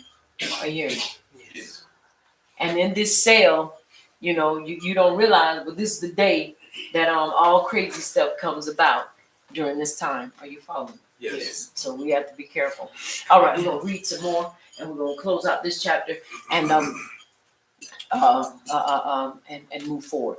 All right, everybody's understanding. Yes. Y'all follow me? Yes. All right, making sure y'all still with me. Now it says, and Hamor, verse 26, ceased speaking unto Yaakov and his sons, and behold, Shechem his son had come after him, and he sat before them. Now, once again, this is what Yasher is saying, what took place. And Shechem spoke before Yaakov and his son, saying, may I find esteem in your sight, that you will give me your daughter, and whatever you say unto me, that will I do for her. Ask me for abundance of dowry and gift, and I will give it, and whatever you shall say unto me, that will I do. And whoever he be that will rebel against your orders, he shall die. Only give me the damsel for a Isha. Now, once again, you have to understand, that's a bull. And Simeon and Luai answered Hamor and Shechem his son deceitfully, saying, all you have spoken unto us, we will do for you. Now, once again, when you read it from Yasher, we are made to believe that this agreement was made in the presence of Yasharal. which I don't believe it was, because you're not going to make me believe that he would have sat quiet while they made this agreement, knowing that they were using, are you hearing me, covenant to deceive them. You know, let me show you this. And like I said, y'all know I like to use analogies. Y'all know how in Christianity, they always say that if you give this, and trust me now, I want to say this so people can understand me. I believe in paying tithes, and I believe in you should pay your offering. Are you hearing me? Because it is for the upkeep of that place that you receive your instructions from. It is important that we understand that. That's how materials and stuff we're getting. People want to say, well, salads and greens and all that. Send me all them too, and your black beans too. Are you following me? Yes. But the bottom line is, these are things that must be brought into understood. But one of the things, among other things, that Christianity is notorious for is promising people things that doesn't line up in the Word. They promise people this get rich quick scheme and tell them all you have to do is pay your 10%. No, it's more than paying 10%, honey. It is living by the Torah and living according to his instructions. Are you following me? Yes. And eating the whole roll. You can't eat half of it and then think it's okay. No, you got to do it all. But they make these bogus promises and say that if you bring that 10% in, that you will be baruch and not cursed. You're cursed because you were disobedient and because you're not walking in the instructions of Abba Yahuwah. So that is a lie, but that is a covenant, and that is a principle that has been used for centuries over people that come into Christianity. And if you notice, not that many people are walking in that overflow and abundance. They're not, because it's a lie. He cannot baruch you when you are not walking in his truth. And just being able to get by is not a baruch. Just barely surviving, that's not being baruch. Being baruch means you can take 220 sheep, 220 goat, give it away, and you still be like, boy, we still got that many left. And then give away 20 male. You have to understand, when you have that many, you can give that many male male goats and male bulls away. When you get bulls away, that means he had a surplus of abundance, and he can keep on doing it. You can almost look at it like Minecraft. Just feed them little grass, and boom, then you had the little hearts come up, and you got the baby.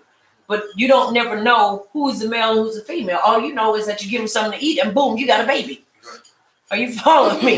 You just know you come up with more, and the more you do it, what?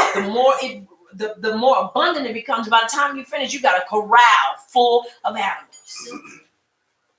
And so this is what happens. And so you have to understand, he had so much. It wasn't nothing for him to give away 20 goats, 20 bull males now, and not miss it, and then be like, oh shoot, next we got to make sure before the spring comes we have some mature males, because if we don't, we won't be able to bring forth. He was like, how many we got over there? We got that many. Child, give him 20. We 3D. We won't miss it. That's what you call baruch. And give 220 female away. That means you're baruch. Right. He gave them what he figured they would come and pillage and take away. And still had it. Wasn't missing nothing. That's baruch. Are you following me? Yes. That is what we call being baruch. When you can give it away, and it ain't like, when you dig in your purse and you got all that change in there, you say, I can spare, $2, $3 out of here. Because you got about $50 worth of change. You can do that. But we take it and we make it, multiply it and have more in abundance. Are y'all following me? Yes. All right. So we're seeing this, and this is where it comes out. Now, verse 30 in Yasher. 33 and 30. And behold, our sister is in your house, but keep away from her until we send to our Abba Isaac concerning this matter, for we can do nothing without his consent. Now, once again, it shows you that he's not there. That this is them talking together, and Isaac is not. I mean, not Isaac. I'm sorry. That is not there. Are you following me? Yes. Now, the thing that we have to look at once again is that they made this agreement. This is an agreement that they made. And they were gullible to follow because they felt like they could manipulate the manipulators. You know, there's a saying, the bull crapper, can bull crap the bull crapper. People want to say you a bull crapper, but you don't know unless you deal with a bull crapper. Are you hear me? Yes. All right. Now it says, for he knoweth the ways of our Abba Abraham, and whatever he said unto us, we will tell you. We will conceal nothing from you. So let's talk to our father Isaac. Verse 32, and Simeon and Levi spoke this unto Shechem and his father in order to find a pretext and to seek counsel what was to be done to Shechem and to his city in this matter. All right, now let's look at verse 33. And when Shechem and his father heard the words of Simeon and Levi, it seemed great in his sight, and Shechem and his father came forth to go home. And so now verse 34, and when they had gone, the sons of Yaakov said unto their father, saying, behold, we know the death is due to these wicked ones and to their city, because they transgressed that which Yahuwah had commanded unto Noah and his children and his seed after them. Now, once again, this is where people want to become religious after they know they've done something wrong. They want to become super spiritual and super religious. That is when you have to be really careful. Are you following me? Yes. Now, verse 35, and also because Shechem did this thing to our sister Dinah in defiling her, for such vileness shall never be done amongst us. In other words, he's saying this will never happen to us again. Never, ever, ever. Now, as we go into chapter 34, go back into the writings, into the Netzarim, we are looking at verse 20. Okay, we're going into verse 20 now. Now they go in, and this is where now they're going to speak to the men, because in verse 37, let me read verse 37, bring us up to verse 20 in Bereshit chapter 34, and it says, verse 36 says. Okay, verse 37.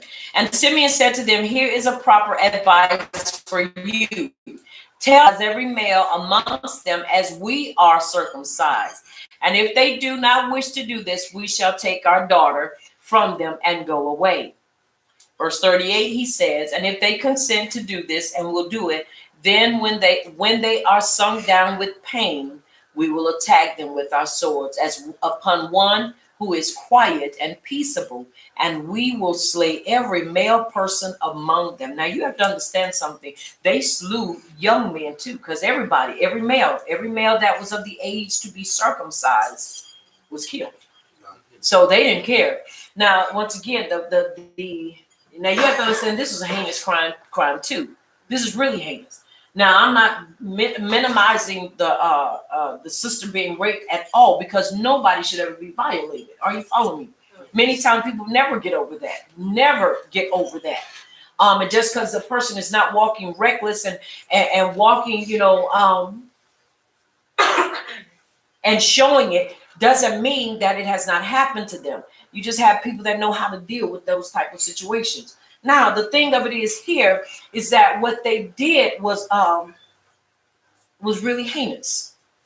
It was really heinous.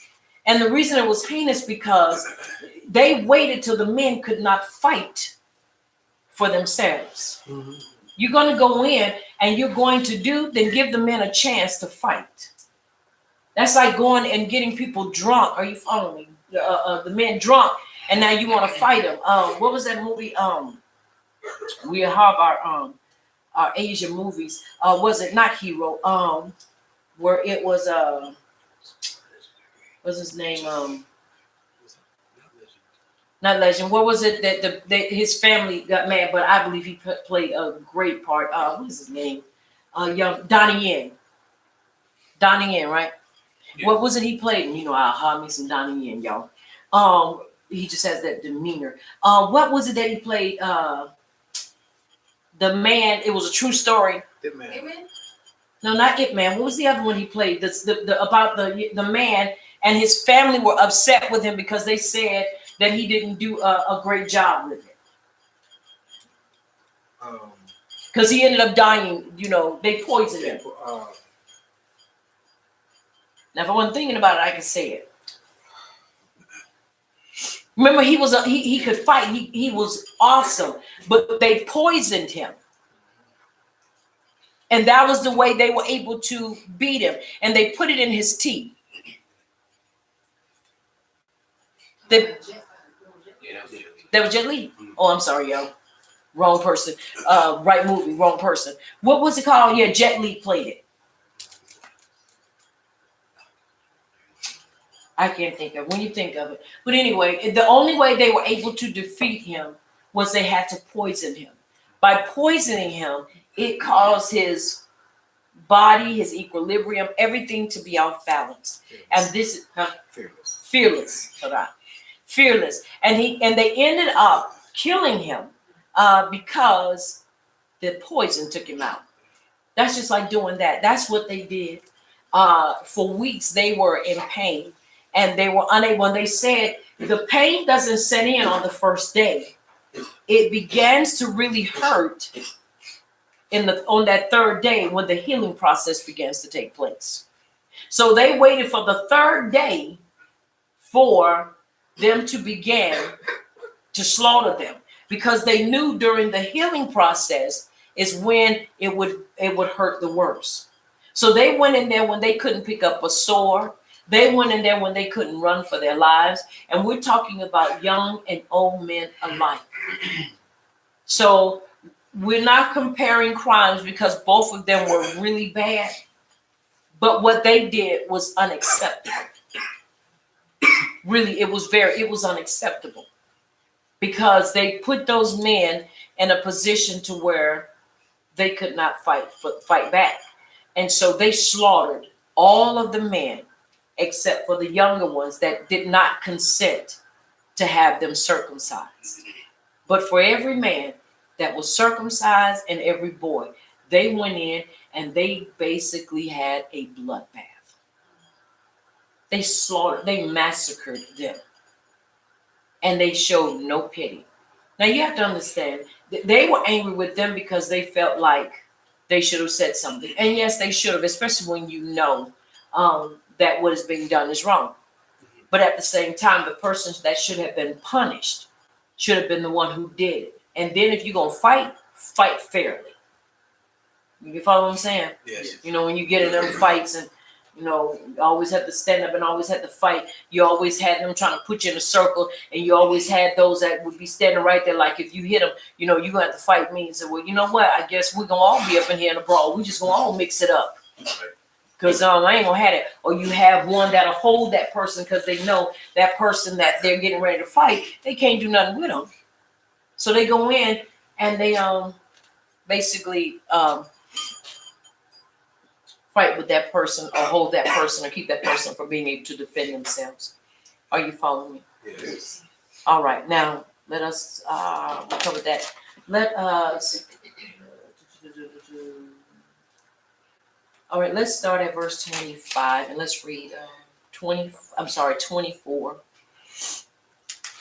all the way to 31. And let's go close out chapter 34.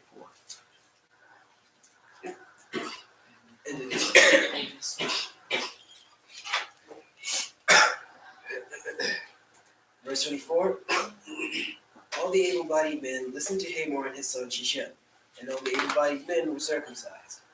On the third day, when they were still in pain, two of Yaakov's sons, Shimeon and Levi, Dinah's brothers, took their swords, went to the unsuspecting city, and killed every male. They killed Hamor and his son Shechem with their swords, took Dinah from Shechem's house, and went away. and went away. Verse 27.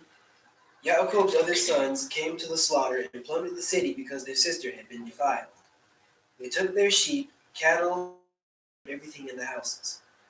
Then Yaakov said to Shimeon and Levi, you have brought trouble on me, making me odious to the inhabitants of the land, the Canaanites and the Perizzites. We are few in number. If they unite against me and attack me, I and my household will be destroyed. But they answered, should he have treated our sister like a prostitute? Mhm. And it is so. And it is so. Now, once again, this is where you start looking and hearing where he is speaking from the political. They were at a disadvantage. He said, "Look, if they all rise up and come together, what are we gonna do? Because of your actions, you have basically committed an act, that could cause war. Even though, we would say they were justified. I will not say they were justified for what they did. What they did was wrong. Are you following me? Yes. And we can't do that. You cannot take one. You cannot say, well, one evil is a lesser evil. Both things were evil. There is no no excuse for it. It was evil, and two wrongs don't make a right. And so what they did was an abomination. And you have to hear the words of once again he said Yaakov. And after they slain, you can imagine them going getting their sister, and they coming back and they just bloody. How do you explain that? Even though you say this, and you have to understand once again, whatever's in a person is going to come out of a person. If you press hard, whatever's in you is going to come out of you. Now, once again, when we talk about polygamy, and we're going to end on this note going through this, you have to understand each one of them had personalities. But here it is, we're talking from the maid servant's children all the way up to his wife's children, except for the two baby boys, Joseph and who? Benjamin. Everybody else was up in that. Are you hearing me? Calling the shots, ready to knock hits and do all these things. Now, once again, you have to look at all of this. There's some things that happen not because it was the perfect will of Abba Yahuwah, but this was his permissive will. Are you hearing me? Yes. It was something that happened. Now, with that being said, you have to see where Yaakov is now saying, y'all went too far. You went too far with what you did. The sons of Yaakov came upon the slain and plundered the city because they had defiled their city. Not only did they do that, but they plundered the city. Now, also a thing they did was they cut the sacks, in other words, the scrotums on the male animals. Once you do that, they are unable to breed. So they mutilated also the male animals, which was also an abomination. We talk about spade and neutering. That's what they also did. Are you following me? Yes. Now, so they took their flocks and their herds and their donkeys and that which was in the city and that which was in the field and all their wealth and all their little ones, their wives, they took captive. They plundered all that was in the houses. And Yaakov said to Shimeon and Luwai, you have troubled me by making me a stench among the inhabitants of the land, among the Canaanites and the Perizzites. And I am few in number. They shall gather themselves against me and shall smite me, and I shall be destroyed, my household and I. For they said, should he treat our sister like a whore? No. But once again, you have to understand, in war, which we all don't always agree, there are rules of engagement when it comes to war. I didn't say what type of war, I said war. Are you hearing me? Yes. Rules do apply times in war. And this was a rule that they did not apply. They took it upon themselves, which they did not have the authority and the right. And so they didn't get it then, but we're going to see why a lot of things happened to them. Once again, never take actions into your own hand until you pray to make sure that's the will of Abba Yahuwah. Were they supposed to get their sister? Absolutely. Could there have been another way? Absolutely. Just as Yahuwah brought forth the Malak to change the heart and mind of Esau, do we not know and believe that he could have also got them involved in this situation? But I don't believe they gave him a chance because they allowed their emotions to get in the midst of it. And by allowing their emotions to get in the midst of it, they took it into their own hands and they caused a greater harm to come about them instead of allowing their Abba to handle the situation and wait for the instructions. Are y'all following me? Yes. Very important. Once again, never allow your emotions to be your dictator. Neither let your heart. So with that being said, we're going to prepare to break at this time to have our lunch. And I pray that you have your lunch ready as well and ready to sit and eat your physical lunch as you have eaten your lunch, your ruach lunch, your spiritual lunch. We will be back at 8:15. Give us time to prep and get everything on. Sometimes it takes us just that long to get our internet and everything up functioning. So we will be back at 8:15. Please come back, be with us to hear the conclusion of the matter as we continue to follow in this Wayishlach. Bereshit chapter 35. We will take up at chapter 35 and we will continue to read to chapter 36. And then we will go into Hosea. Once again, I pray Abba Yahuwah continues to Baruch your Shabbat. I am Aliyah Yasharal. Keep your head up, keep your shoulders squared, and keep your heart and your feet in and upon the Torah, because you can't go wrong when you walk in this truth. I want you to remember here at Messengers of Yahuwah's Kingdom of Bread Belief Ministries, this is the place where The Torah does the body excellent. Until next time, may Abba Yahuwah Baruch Atah and keep you in his shalom until we meet again. Also, I want you to remember that you've been touched by Champion TV, a place where the champions reside, and it is so. And it is so. And it is so.